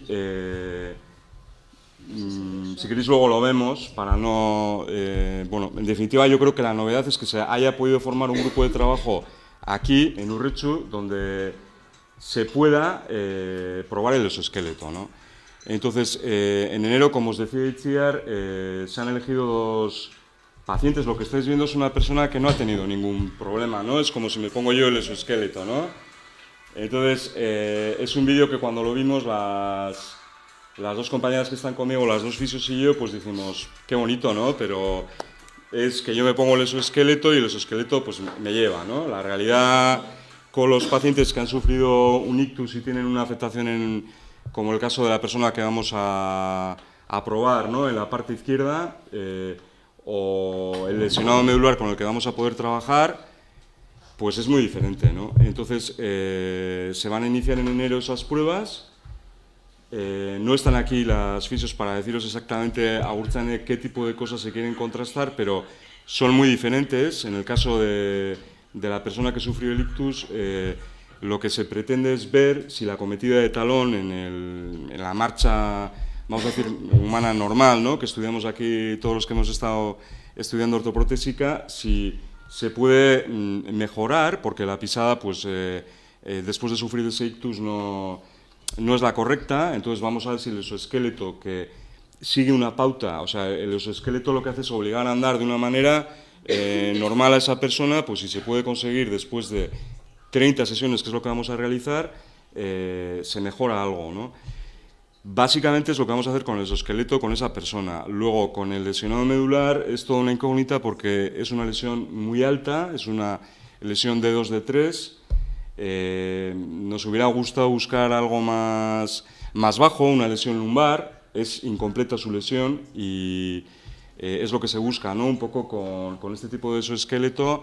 En Toledo tratan con personas que tienen una lesión medular al nivel lumbar y siempre con lesiones incompletas. Nosotros conseguimos una persona con lesión incompleta, pero con una lesión muy alta, ¿no? Entonces, ¿qué esperan las fisios contrastar? Pues es un poco incógnita. Lo que esperan ellas contrastar con el lesionado medular es si luego en sedestación, una vez sentado, le ha servido el uso de su esqueleto para mantener un mayor equilibrio, por ejemplo, o bueno. A nivel técnico ortoprotésico, que aquí hay unos cuantos que os conozco y que estáis a punto de terminar, bueno, que estáis en el segundo curso y tal, pues deciros que la función que tengo yo es colocarlo y asegurarnos de que no se caiga, porque claro, lo que estamos viendo aquí, os decía, es una persona que lo está probando pero que no tiene nada. Este sí, no estoy fijándome quién lo tiene, ¿eh? Pero en nuestro caso concreto, por ejemplo, esto no tiene nada que ver con un lesionado medular de 2 de 5, ¿no?, que lleva un montón de años sentado. Entonces, la función del ortoprotésico, lo interesante de este tema, es que un elemento de rehabilitación que está aquí ya, que va a ir evolucionando, como es un exoesqueleto, ¿hasta qué punto no le podemos llamar producto de apoyo, ¿no? Al final, ¿qué es un producto de apoyo? ¿Qué es un elemento de rehabilitación? Entonces, nuestra función es colocarlo y nuestra función es asegurarnos de que no se caiga la persona que lo va a utilizar. Entonces, en el caso de la colocación, bueno, el exoesqueleto Hank, que es el modelo que nosotros vamos a testar, tiene que fijarse las 3 articulaciones, trocánter mayor, cóndilo femoral y el maleolo externo, que son, bueno, pues los puntos donde va a haber una flexión. Y además de fijarlo allí, nos tenemos que asegurar de que no se caiga la persona, ¿no? Entonces, son 2 perfiles muy diferentes. En el caso de la persona que sufre un ictus, es una persona que anda, si bien digamos que anda con dificultad. Entonces, se ha pensado en que ande durante 20 metros y lo que tiene que hacer el técnico ortoprotésico en este caso es decidir qué tipo de soporte va a tener para que nos aseguremos de que no se caiga. Entonces, bueno, lo que se ha elegido es un bipedestador móvil, de manera que a él le permita con un arnés lumbar simplemente, como la grúa bipedestadora que podéis tener aquí en el colegio, algo parecido. Entonces, de esa manera, la persona que ha sufrido el ictus puede apoyarse y puede andar. Va muy poco contenido, digamos, pero bueno, no se caería hacia atrás porque va a ir sujeto. En el caso de la persona que tiene la lesión medular, es un reto para todos, ¿no?, que no se caiga, porque como estaba comentando un poco antes John, al utilizar la pierna protésica, en el caso de Hank, hay que aprender del exoesqueleto, hay que aprender a andar con él. O sea, quiero decir, el propio exoesqueleto es el que anda, pero no se le debe oponer resistencia, pesa 14 kilos, 2 de ellos son de la batería, hace que se gaste bastante energía por parte de la persona que lo va a utilizar. La batería, bueno, pues tiene un almohadillado para que la curvatura, la lordosis lumbar que tenemos, no haga daño a la batería ahí, pero digamos que también es algo a trabajar. Entonces, todos esos componentes hacen que el lesionado medular, que encima no tiene sensibilidad ahí, pues tenga que ir muy seguro y va a ir con una grúa de techo, que es lo que vamos a utilizar, y con un arnés, todavía no lo hemos concretado exactamente, pero bueno, va a ser un arnés desde las axilas hasta las ingles. Y bueno, poco más os puedo decir de momento, pero sí que os llegará información al colegio y a todos vosotros, porque lo que vamos a hacer es aprender mucho, ¿no? Aprender cuál es el sistema más seguro, sobre todo el lesionado medular. A ese arnés hay que incorporar, o sea, lleva un colector esa persona, porque, bueno, es una persona con incontinencia, etcétera, a ese nivel. Entonces tenemos que conseguir un arnés que no interfiera con los puntos del exoesqueleto, que le permita estar seguro y bueno, me hubiera gustado mucho que pudierais verlo, que es lo que interesa, y desde luego estáis invitados a poder, cuando podáis ver, que yo creo que es lo que más da, ¿no? Ver alguna de esas pruebas con el exoesqueleto y ver un poquito cómo funciona y demás. No os podría decir ahora nada más, así no sé si tenéis alguna pregunta o... Sí, comentar también que de todas formas, bueno, que de cara a los alumnos cualquier día podemos, bueno, una vez de que digamos de que arreglen el problema este de la rodilla, podemos traer un exoesqueleto. Ya más de cara al ámbito clínico, pues cuando se inicien las pruebas en enero con el equipo, pues bueno, durante mes y medio, 2 meses va a ser de forma intensiva con estos pacientes. Van a estar, bueno, estaréis como 3 días a la semana.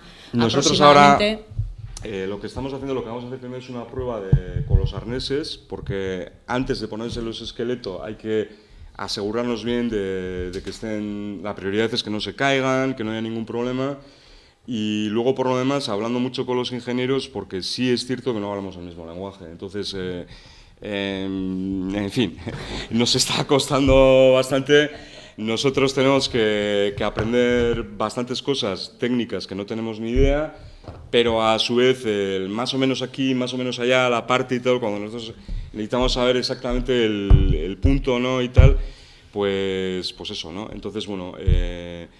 creo que es muy interesante que se haya formado un grupo, pues eso, ¿no? De la parte sanitaria con las fisios y con el técnico ortoprotésico, más los ingenieros que no han venido hoy, y que empecemos a hacer algo real que solamente se está haciendo ahora, pues en sitios como Toledo o bueno, ¿no? En hospitales, ¿no?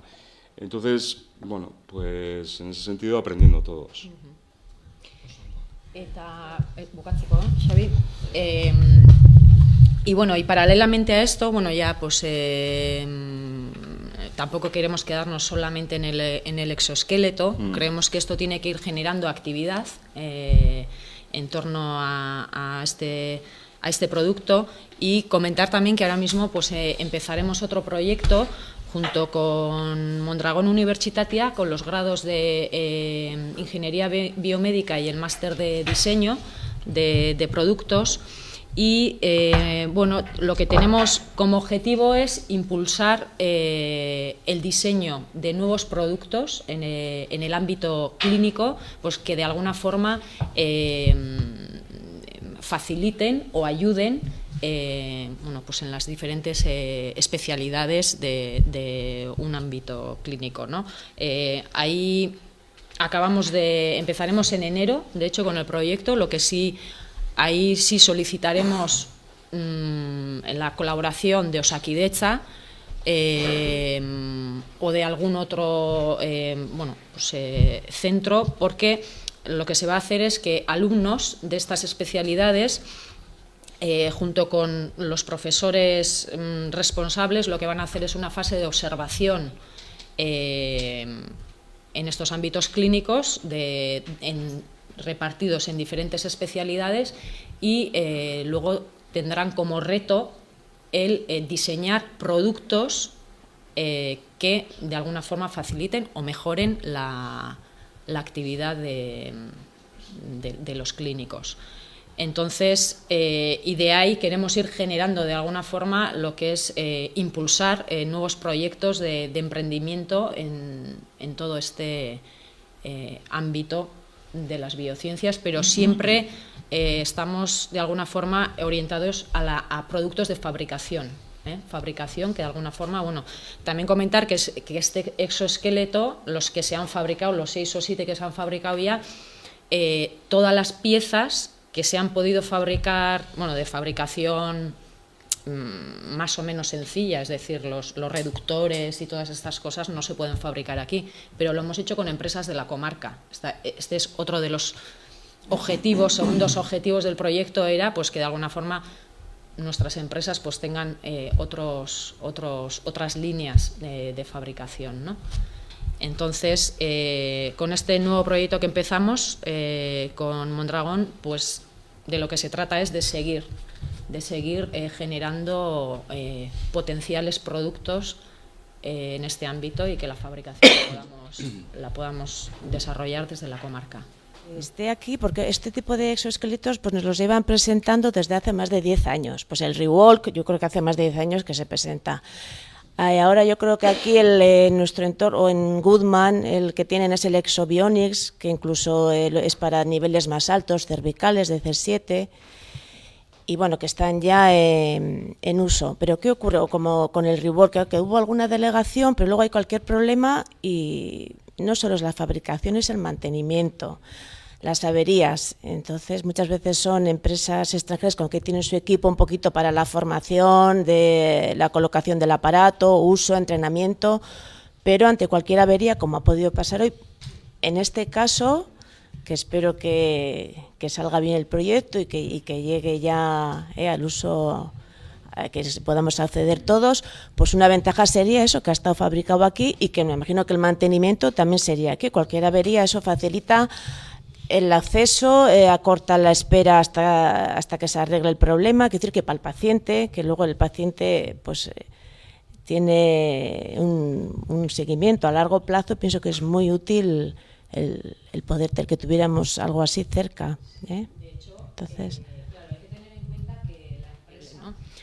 entonces sí que en esta fase de acabar de pulir bien el producto y este tipo de pruebas y ensayos, lo que también sirven es para perfeccionar el producto, pues en cuanto a las sujeciones, dónde ponerlas, ha habido algunos cambios con las plantillas, bueno, pues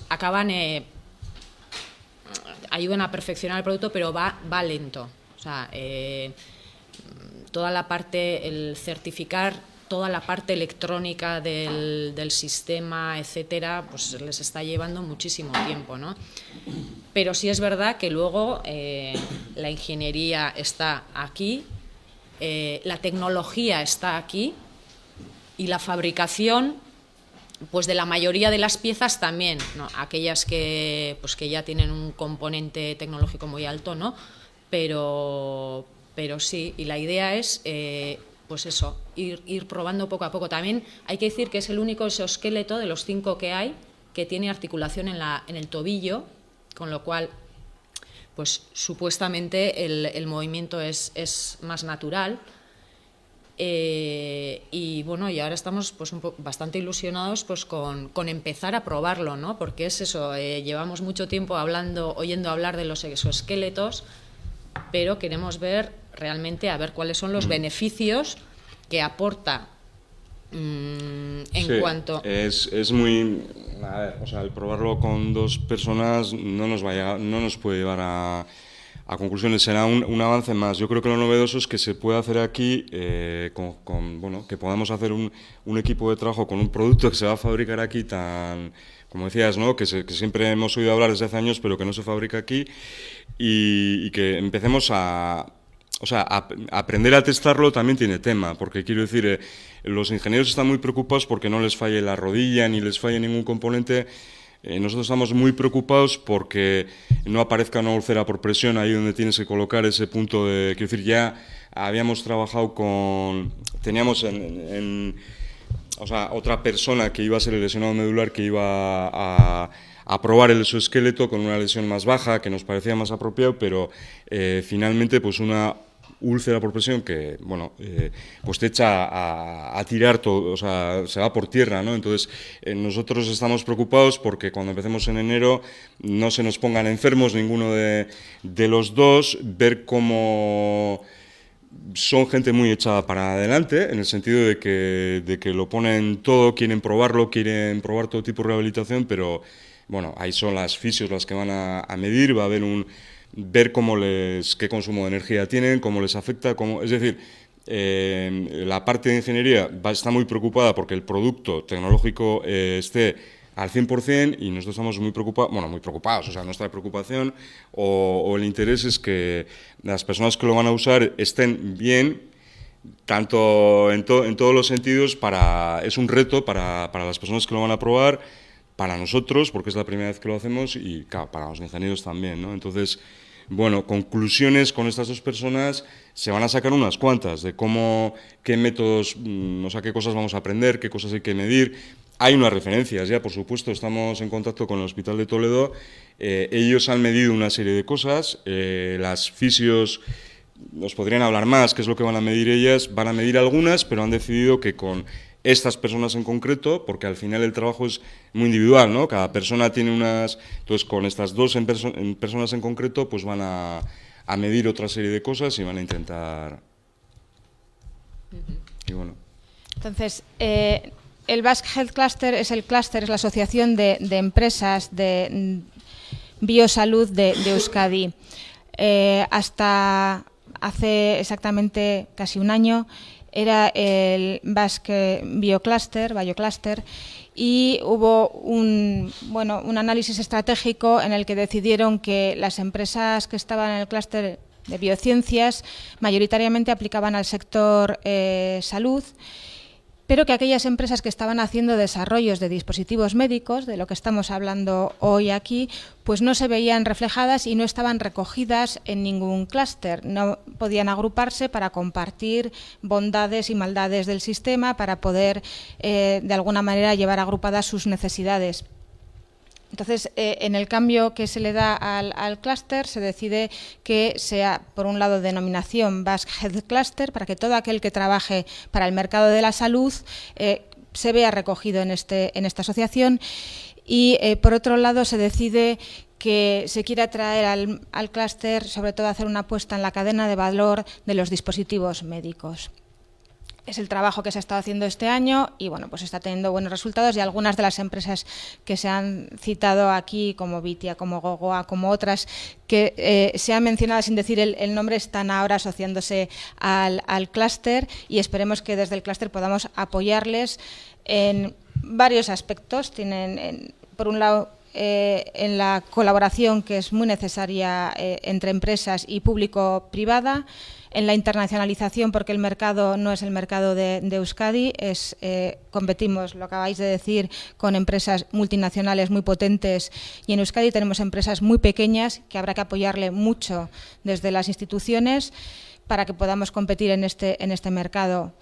Y por último, en la financiación. Son desarrollos mucho más largos que los de cualquier otro sector industrial y con unos gastos muy importantes, pues porque todas las validaciones clínicas, no solo en el desarrollo y en los materiales y en la instrumentación que se utiliza, que también, pero al llegar a las fases de validaciones y de ensayos clínicos, el desembolso es importante. Entonces son empresas pequeñas con tiempos de desarrollo muy largos y no tenemos un sector financiero que conozca de verdad las necesidades y cómo funciona la industria biotech y de los dispositivos médicos. Entonces yo creo que ahí tenemos que estar apoyando a las empresas, y esos son los 3 retos importantes del clúster. Bueno, dicho esto, ahora ya me meto en la presentación que os traigo hoy, que excede por encima al clúster, y de lo que quiero hablaros es de la estrategia del Plan de Ciencia, Tecnología e Innovación de Euskadi, de las herramientas que tenemos y cómo funciona, y centrarnos en el mundo de la salud. Entonces, bueno, pues vamos a plantearlo con unas preguntas que tenemos ahí, que iremos haciendo, y vamos a ir desgranando un poquitín qué es lo que se está haciendo, por qué se está haciendo y qué mecanismos, qué instrumentos tenemos para desarrollarlo. Vale. Y yo os lanzo una pregunta. ¿Creéis que somos responsables de nuestro futuro?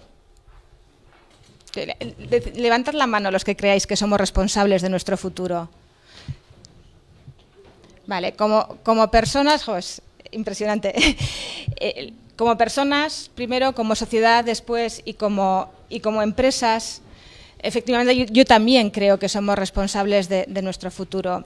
Mirad, Eustat hizo una encuesta y Eurostat, perdón, hizo una encuesta en 2013 y los resultados que salieron fueron los siguientes. En España, no tenemos datos de Euskadi, en España el 17% están de acuerdo con la afirmación de que mi futuro depende de mis decisiones, no de las de los demás ni de la suerte. Solo el 17%.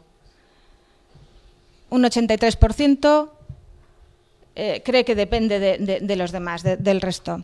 Los británicos, un 50%, están de acuerdo con la afirmación. Y en Estados Unidos es el 72%. De acuerdo, que el contexto importa, de acuerdo, que hay un ecosistema que puede hacer que tus decisiones, que tus creencias, que lo que vayas a aportar tú no funcione. Pero el dato de un 17% es terrorífico. Digo que no tenemos datos en Euskadi y por lo que he visto el porcentaje aquí era más o menos más alto del 50% por el número de manos que he visto levantadas. Creo que un 70%, o sea que muy bien. Bueno, pues ¿cuánto depende de nosotros? Pues mucho. Depende de dar los primeros pasos, pero necesitamos un ecosistema que nos apoye en esas decisiones. Bueno, la afirmación de nosotros lo tenemos claro, yo no lo tengo tan claro. Lo que sí sé es que hay que hacer y que hay que hacer muchas cosas y que algunos caminos sabemos que hay que andarlos y vamos a ver cuáles son esos. Bueno, ¿qué les preocupa a las empresas? Las empresas no se crean como ONGs, aunque puedan tener un impacto social muy positivo. En general, las empresas es un negocio y se crea para ganar dinero. Entonces, ¿qué es lo que quieren? Mejorar resultados, efectivamente. ¿Cómo? Pues con más y mejores clientes, por ejemplo, siendo más competitivos. Para ser más competitivos tienes que tener un diferencial. Hoy en día estás compitiendo en un mercado global, además. Podemos competir a precio, ya lo hicimos en el pasado, pero creo que estamos viendo en Euskadi que ese no es el camino. Entonces, ¿cómo? Haciendo mejor las cosas, haciendo cosas diferentes. Y las empresas son diferentes y son más competitivas porque tienen una ventaja competitiva, un algo que les posiciona para que se elija esa empresa frente a otra. Eso se puede tener de origen, tienes un producto distinto, muy bueno, o lo construyes. ¿Qué pasa si lo tienes y no vas construyendo una ventaja competitiva, otras ventajas competitivas a futuro? Pues te puede pasar que te quedes en el camino. A mí se me ocurren ejemplos que los voy a poner fuera del sector. Kodak. A algunos igual ni os suena, jóvenes que estoy viendo aquí. Kodak. Bueno, pues Kodak se creó 1888, creo.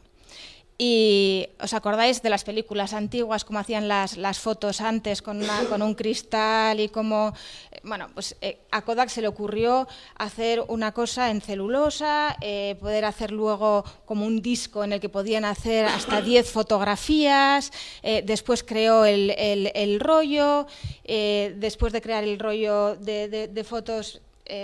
creó el celuloide, luego uno protegido de la luz solar, etcétera. ¿Pero qué ha pasado? Que nos llegó el mundo digital y que Kodak no había innovado lo suficiente y está en concurso de acreedores desde 2010.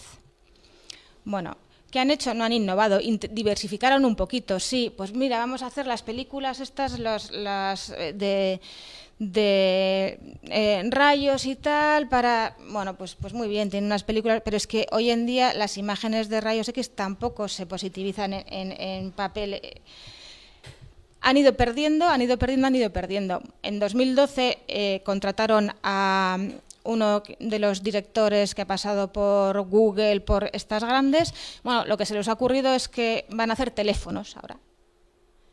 No es ninguna innovación. Entrar en 2017 en teléfonos o en 2014 en teléfonos, hombre, y van a incorporar unas supercámaras con la tecnología que tienen ellos que conocen de cámaras. Bueno, pues ojalá les salga bien, pero no diversificaron, no tuvieron en cuenta el cambio, nadie podía tenerlo en cuenta, el vuelco que iba a dar esto, pero si no estás observando y diversificando y viendo por dónde van los tiros, te hundes. Le pasó a Nokia y les ha pasado a otros. ¿Qué es lo que queremos hacer en Euskadi? Estar muy alertas a las innovaciones, incorporarlas y tener una cultura de la innovación en todo nuestro sistema, el ecosistema de ciencia, tecnología e innovación, para poderla aportar a las empresas, a los nuevos emprendedores. Bueno, paso. ¿Cómo se construye la innovación? Se puede innovar en muchísimos aspectos. Se puede innovar en nuevos productos, es de lo que estamos hablando hoy aquí, pero se puede innovar en los modelos de negocio, se puede innovar en la gestión de las personas y se puede innovar incluso en los procesos industriales.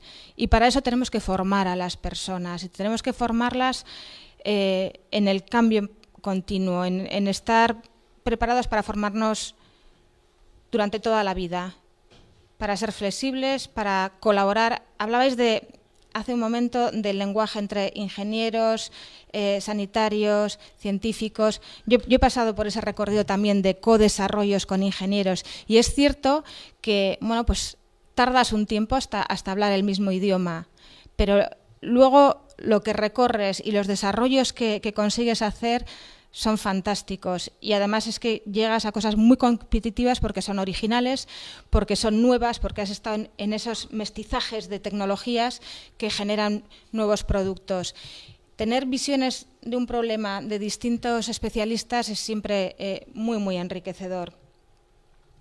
Bueno, ¿y cómo lo estamos creando? ¿Cómo lo hacemos en Euskadi? En Euskadi lo que hacemos cada X tiempos, 4 o 5 años, es un plan de ciencia, tecnología e innovación que recoge las estrategias, las líneas estratégicas que quiere llevar a cabo desde el Gobierno vasco y que luego bueno, pues intentamos que lleguen a todos los agentes. Y el PCETI que tenemos en marcha, el 2020, pues se ha trabajado en base a la estrategia RIS3 de especialización inteligente, que lo que primero ha querido hacer es recoger, ver qué capacidades teníamos en Euskadi a nivel empresarial, a nivel tecnológicas, no solo tecnológicas, científicas también, y ver qué oportunidades de mercado podíamos tener en función de esas capacidades que teníamos y cómo podíamos desde esa frontera seguir avanzando. Y eligen 3 áreas, 3 sectores de RIS3 para Euskadi estratégicos, que son el de biociencia, salud, energía y fabricación avanzada, como los ejes prioritarios, y luego otros ámbitos RIS3 de oportunidad, que son el de alimentación, ecosistemas eficientes de recursos y medio ambiente, hábitat urbano e industrias culturales y creativas. Hoy yo voy a hablar del de RIS3, la estrategia de especialización inteligente en biociencias salud. Vale. Os doy unos datos que los cogéis por favor con pinzas, que sería la facturación de las empresas en Euskadi, la facturación.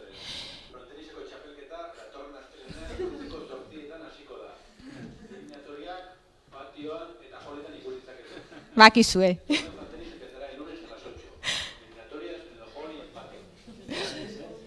Bueno, entonces la facturación de las industrias, y aquí, a ver, son datos muy preliminares porque estamos todavía haciendo minería para saber cuántas empresas tenemos en el sector, porque, por ejemplo, no se habían visualizado las que teníamos en dispositivos médicos, es un trabajo que se ha hecho durante el 2016-17, ahora tenemos un catálogo de empresas vascas de dispositivos médicos.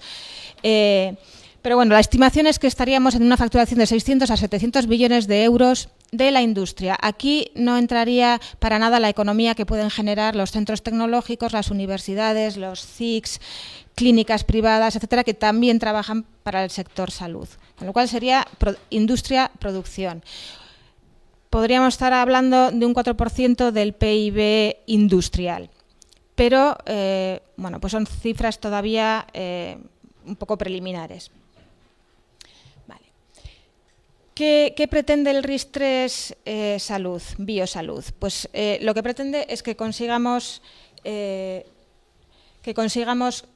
una colaboración entre la academia, es decir, universidades, centros de formación profesional, centros de investigación, la industria la administración pública e incluso llegar a impactar en la ciudadanía. Al final lo que queremos es conseguir ser más competitivos e impactar positivamente en la economía y en el desarrollo de nuestra región. Vale. Los ámbitos que se han detectado de oportunidad dentro de RIS3 Biosalud pues han sido enfermedades raras, medicina personalizada, Big Data y dispositivos médicos. Por último, neurociencias, y lo he dejado para el final porque es un grupo que se acaba de establecer para empezar a trabajar. En enfermedades raras, este grupo coordinado por el CIC Biogune, lo que pretenden es crear un conocimiento de excelencia que se pueda explotar para hacer diagnósticos y tratamientos de enfermedades raras, de manera que se pueda, por un lado, hacer transferencia al sector empresarial y que impacte positivamente en la sociedad. No voy a entrar en el detalle porque nos extenderíamos mucho. Si queréis, cualquier cosa me paráis y me hacéis preguntas, ¿de acuerdo? Si tenéis algún interés en un punto concreto, si puedo, os responderé. Bien, el otro grupo de trabajo es medicina personalizada. Este lo coordina el clúster de salud, mi clúster. Y aquí lo que se ha pretendido es trabajar en los ámbitos de medicina personalizada, medicina regenerativa y terapias avanzadas. Es un grupo con participación muy elevada de empresas y lo que hemos hecho ha sido, primero, detectar las capacidades que teníamos en Euskadi en medicina personalizada y después organizar cuál sería la oferta de todas esas capacidades en Euskadi, clasificarlos en una cadena de valor, de tal manera que tanto empresas como agentes científicos tecnológicos puedan exponer sus capacidades para desarrollar un producto de medicina personalizada. Vamos a tener un mapa de acceso interactivo y matricial con muchas entradas, es decir, podremos buscar un producto o un servicio bien por la empresa, bien por el producto o bien por el subsector dentro de la medicina personalizada en el que esté. Se ha hecho un mapeo de las capacidades y pues ahora nos queda por fin plasmar toda la información que tenemos en esta herramienta que nos permitirá acceder a las capacidades. Cualquiera en Euskadi o fuera que quiera hacer un desarrollo sabrá por dónde entrar, a quién contactar y cómo desarrollarlo. Para mí medicina personalizada es todo, es la medicina del siglo XXI y los dispositivos de los que habéis estado hablando hoy son personalizados. Pero en medicina personalizada no estábamos hablando de dispositivos médicos, estamos hablando de diagnóstico y de desarrollo de fármacos. En dispositivos médicos, como os he contado antes, el primer trabajo que se hizo también fue un trabajo de minería, de exploración, de saber qué es lo que teníamos en Euskadi. Capacidades tanto de los agentes científico-tecnológicos como de las empresas que había. Uno de los hitos importantes de este grupo de trabajo ha sido la realización entre los agentes que han dinamizado este grupo de trabajo, que hasta ahora eran Tecnalia e IK4. A partir de ahora va a ser el clúster de salud también el que dinamice el que coordine el grupo de trabajo de dispositivos médicos. Se ha hecho un catálogo entre SPRI, estos agentes que os he dicho, y el clúster. Lo podéis encontrar en la web. Si no, yo luego, si tenéis interés, lo he cargado en el pendrive para presentaros las empresas que están. Es más, se os puede enviar porque si detectáis que falta alguna empresa, es un catálogo que va a estar vivo para que se sigan introduciendo continuamente las empresas que se van generando o que no han sido detectadas. Algunas porque son de tamaño medio, están diversificando y no se les ha detectado, y otras pequeñas pues porque tampoco se nos han escapado. Vale. Y el nuevo grupo de neuro pues trabajará en desarrollar procedimientos diagnósticos y pronósticos, terapias innovadoras para el tratamiento de enfermedades neurológicas. Han seleccionado una serie de ellas, que son las neurodegenerativas, que tendrían otra vez que ver con los dispositivos de los que estábamos hablando hoy médicos, esclerosis múltiple y enfermedades autoinmunes. Esclerosis múltiple es otra que tendría mucho que ver con los dispositivos de los que hemos hablado hoy, enfermedades psiquiátricas y cerebrovasculares. Bien. Y luego tenemos el grupo de Big Data, que se ha centrado fundamentalmente en buscar generar un programa de análisis y acceso a los datos. Hoy en día el tener accesos a todos los datos de cualquier estudio, de todos los pacientes, de las historias clínicas es fundamental. El paradigma de la investigación ha cambiado. Yo soy científica de formación y bueno, pues trabajamos con una lógica inductiva y con una lógica deductiva. Desde que podemos hacer preguntas con muchísimos datos, cambia este paradigma y son los datos los que te dan, te marcan cuál es la pregunta que tienes que hacer y te dan la respuesta. Entonces es una herramienta potentísima y lo que se quiere hacer es ver cómo se gestionan todos estos datos que tiene el sistema de salud para que puedan ser de una forma anónima, teniendo en cuenta todos los parámetros éticos que hay que respetar, cómo se pueden explotar los datos para generar nuevos negocios, nuevos productos, nuevas soluciones. Bueno,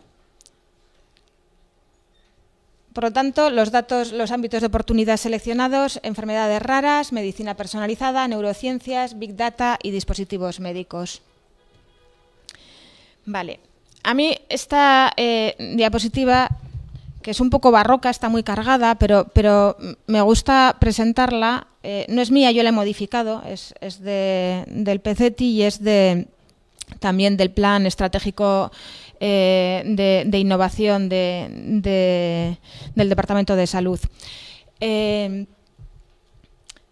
¿Por qué me gustaba en esta diapositiva? Pues porque en Euskadi, en lo que son empresas del sector salud, pues quizás para el nivel y la posición que tiene Euskadi en la economía europea estamos más atrasados que otras regiones o que otras economías del mismo nivel. Sin embargo, tenemos todas las condiciones para ir generando un buen sector económico en salud.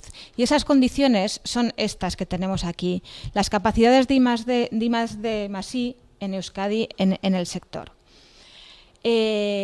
Yo aquí he introducido algunas cosas, como por ejemplo la formación profesional, porque habéis desembarcado en el mundo de la salud con propuestas muy interesantes y porque es una necesidad del sector empresa.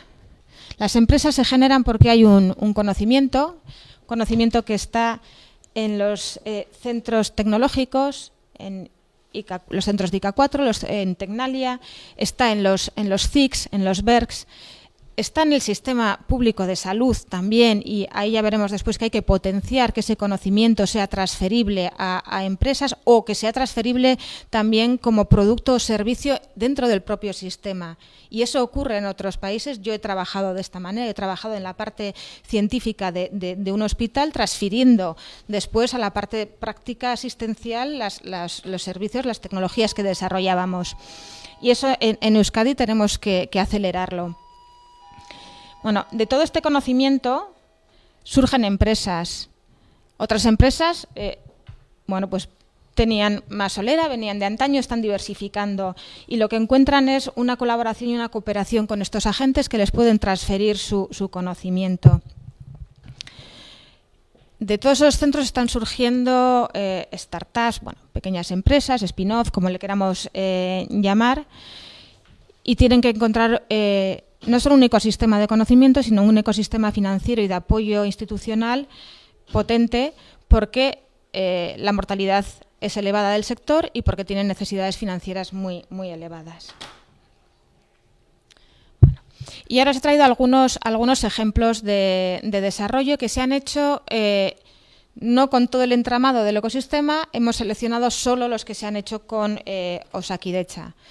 Tengo miles de ejemplos de desarrollos con los centros tecnológicos o con universidades de Euskadi. Pero bueno, para esta jornada hemos querido seleccionar los que estaban haciendo desarrollos en fase última de ensayos clínicos o validaciones con Osakidetza. Istocel es una empresa que nace en la Universidad del País Vasco, en la Facultad de Medicina, y se crea, yo creo que se instala en el Parque Tecnológico de Zamudio en 2005, me suena más o menos. Bueno, pues ahora están levantando ya una planta en Larrabetzu, y esto es rapidísimo para una empresa biotech. Están levantando una planta de producción en Larrabetzu. Tienen entre otros este producto, Reoscare, trabajan sobre todo en medicina regenerativa, y están haciendo un estudio prospectivo del nuevo apósito Reoscare. Lo están haciendo con 6 profesionales sanitarios y en una organización sanitaria. Vale. Aposbook. Bueno, pues esta es una de las cosas que yo he descubierto recientemente, que no sabía que existía y que no está en el catálogo. Así que tienen un desarrollo muy curioso, que cuando lo ves dices, qué tontería, qué sencillo, como muchas de las cosas que cuando las ves desarrolladas, hechas, dices, jo, qué curioso, qué fantástico. Y es una máscara para evitar los ronquidos y para el tratamiento de la apnea. Lo están haciendo con una dedicación muy pequeñita en un OSI y con 2 profesionales sanitarios. Ahí abajo veis que pone convocatoria ASITEC.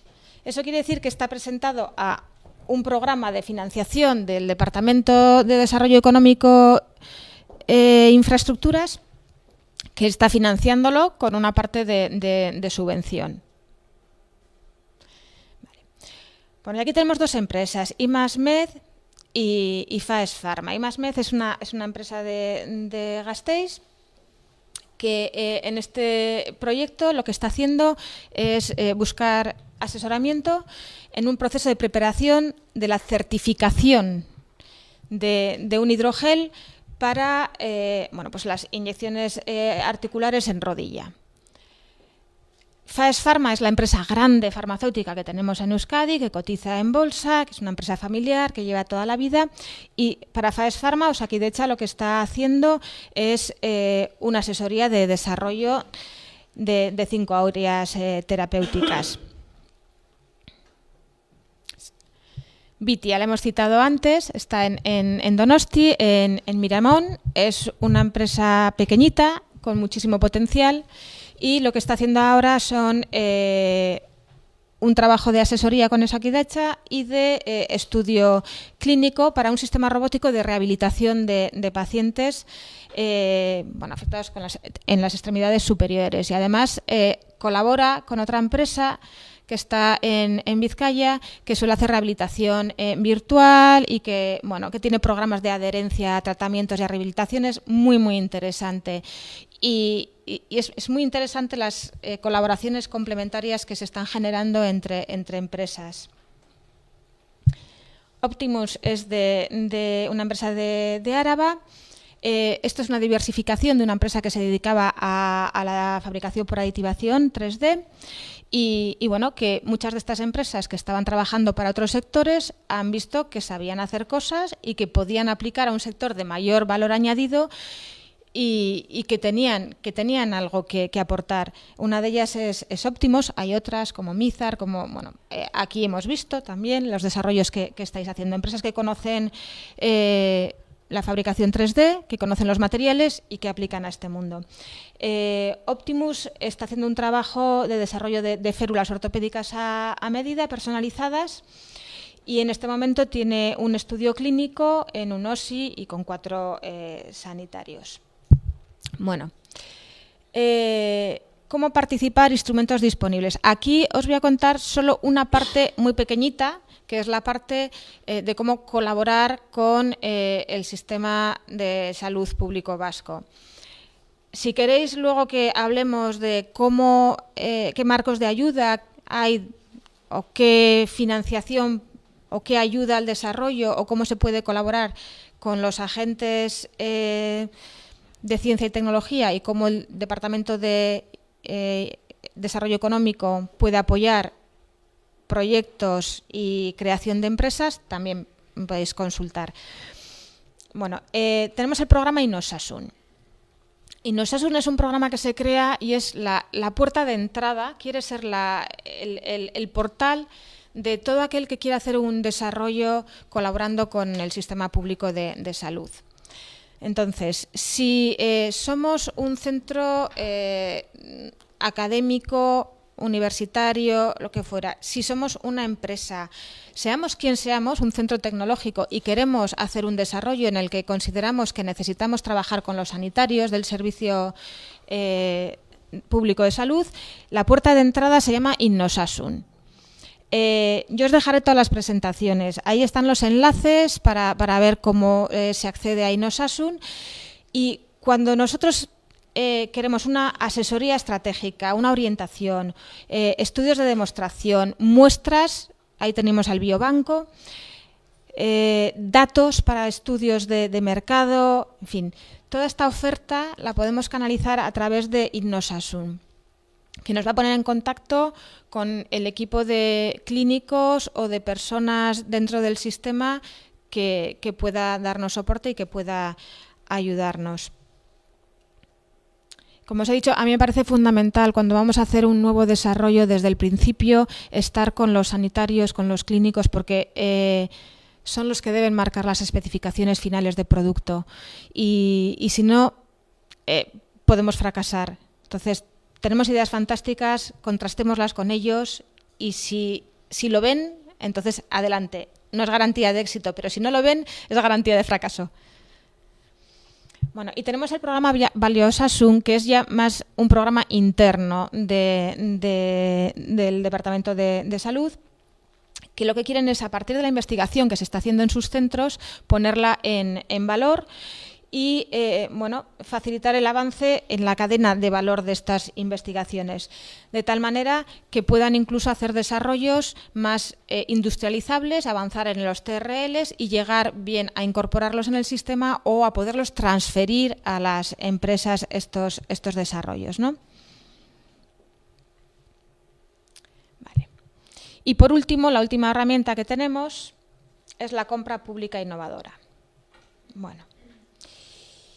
Y aquí yo no soy del sistema público de salud y pues no quiero entrar a detallar la compra pública innovadora. Es una herramienta fantástica que puede potenciar muchísimo la creación y el desarrollo de nuevos productos, sobre todo en las empresas del tamaño que tenemos en Euskadi, que en realidad en lo que consiste es en que, bueno, pues detectada una necesidad que no está cubierta por los productos de mercado, el sistema de salud decide que quiere co-desarrollar o que quiere que una empresa desarrolle ese producto. Si hay empresas capaces de desarrollar ese producto, se hace una compra pública de innovación, es decir, que van a comprar el desarrollo que se va a hacer. Van a financiar de alguna manera el que les hagan ese producto que se necesita. Claro, por supuesto que es una inversión de riesgo porque cuando se desarrolla algo nuevo el éxito no está garantizado al 100%. Es una herramienta fantástica que se está utilizando en otros sistemas y en otras regiones y que, bueno, yo creo que se tiene que potenciar en Euskadi. Y esto es todo. Aquí os dejo mi correo electrónico por si queréis contactar conmigo y lo que os dejaré de todas formas la presentación. Os he comentado varias cosillas y las he cargado por si os interesaba. Por un lado, lo que es el clúster y las empresas que están en el clúster en este momento y por otro lado el catálogo de los dispositivos médicos que también, yo no sé si vais a hacer distribución de las presentaciones de hoy a los asistentes, sí, pues también os lo dejo para que podáis tenerlo. Está online, pero os dejo el PDF de ese catálogo y te dejo también la presentación del clúster, que es muy breve, con las empresas que constituyen hoy el clúster y a qué se dedica el clúster. Y estoy abierta a que me hagáis las preguntas que consideréis y si puedo, pues las respondo.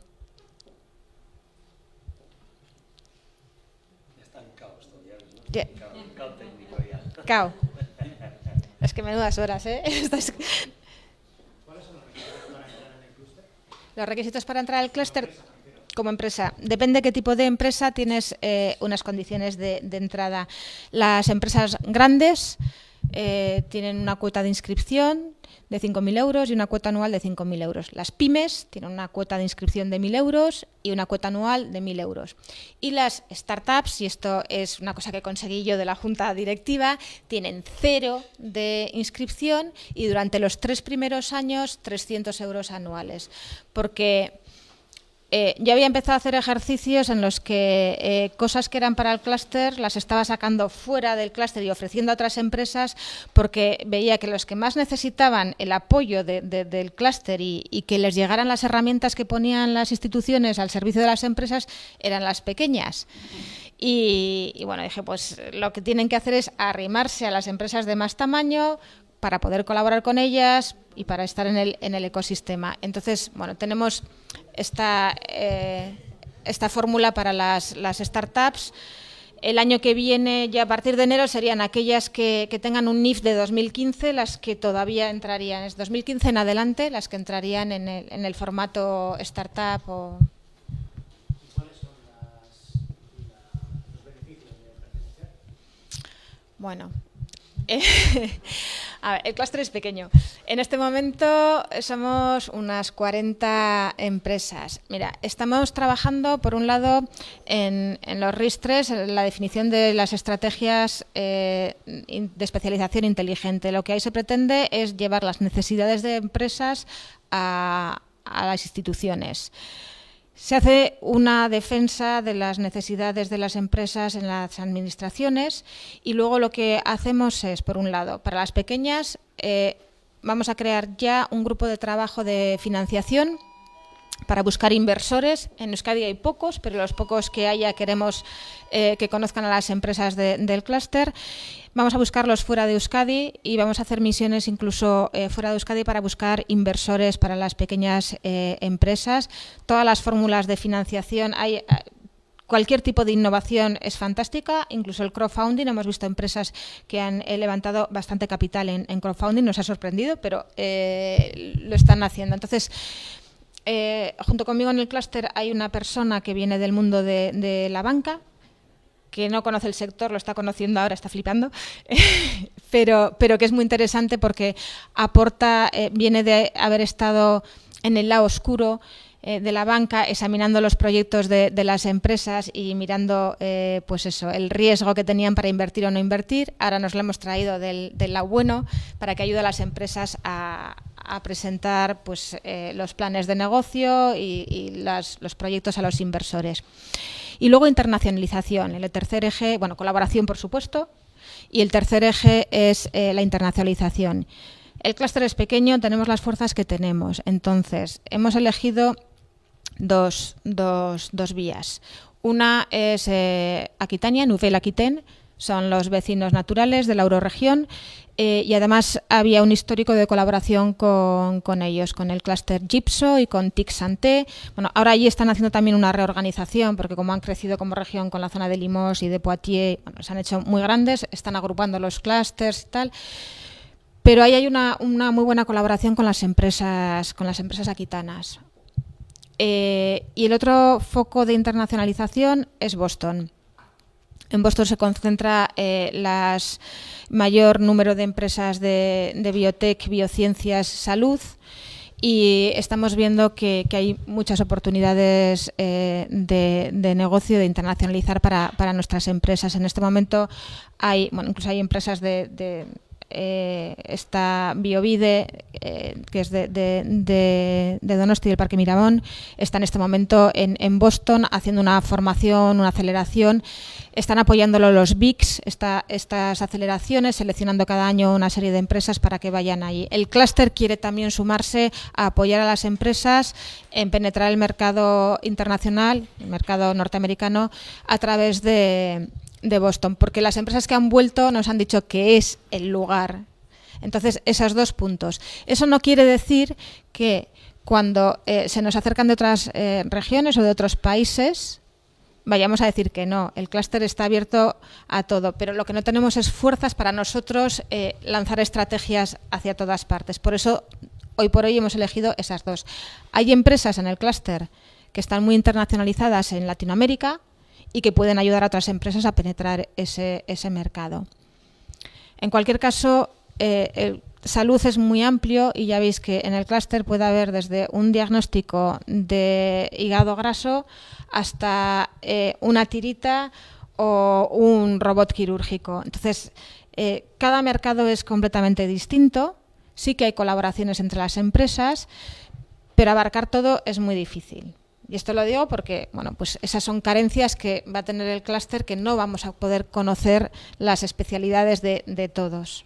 Bueno, esta es un poco la foto del clúster. Eskerrik asko, Maria, etortzagatik. Eskerrik asko, teknikatik etorri zaten guztioi, Miren Garoa eta Gorka, eta baita ere bi itziarrei, mila esker izateagatik. Eta zuei hor egontzatelako. Espero dugu hau gaur ikusi dezuenarekin, pixa denok gure baiaran da gure inguruan eta alor horrentan, guk krano txiki bat jarri dugu, pixka jarri dugu, eta horrekin danok ikustea nola di joan momentu honetan alor hau eta bere garapena. Eskerrik asko, danoi etortzagatik.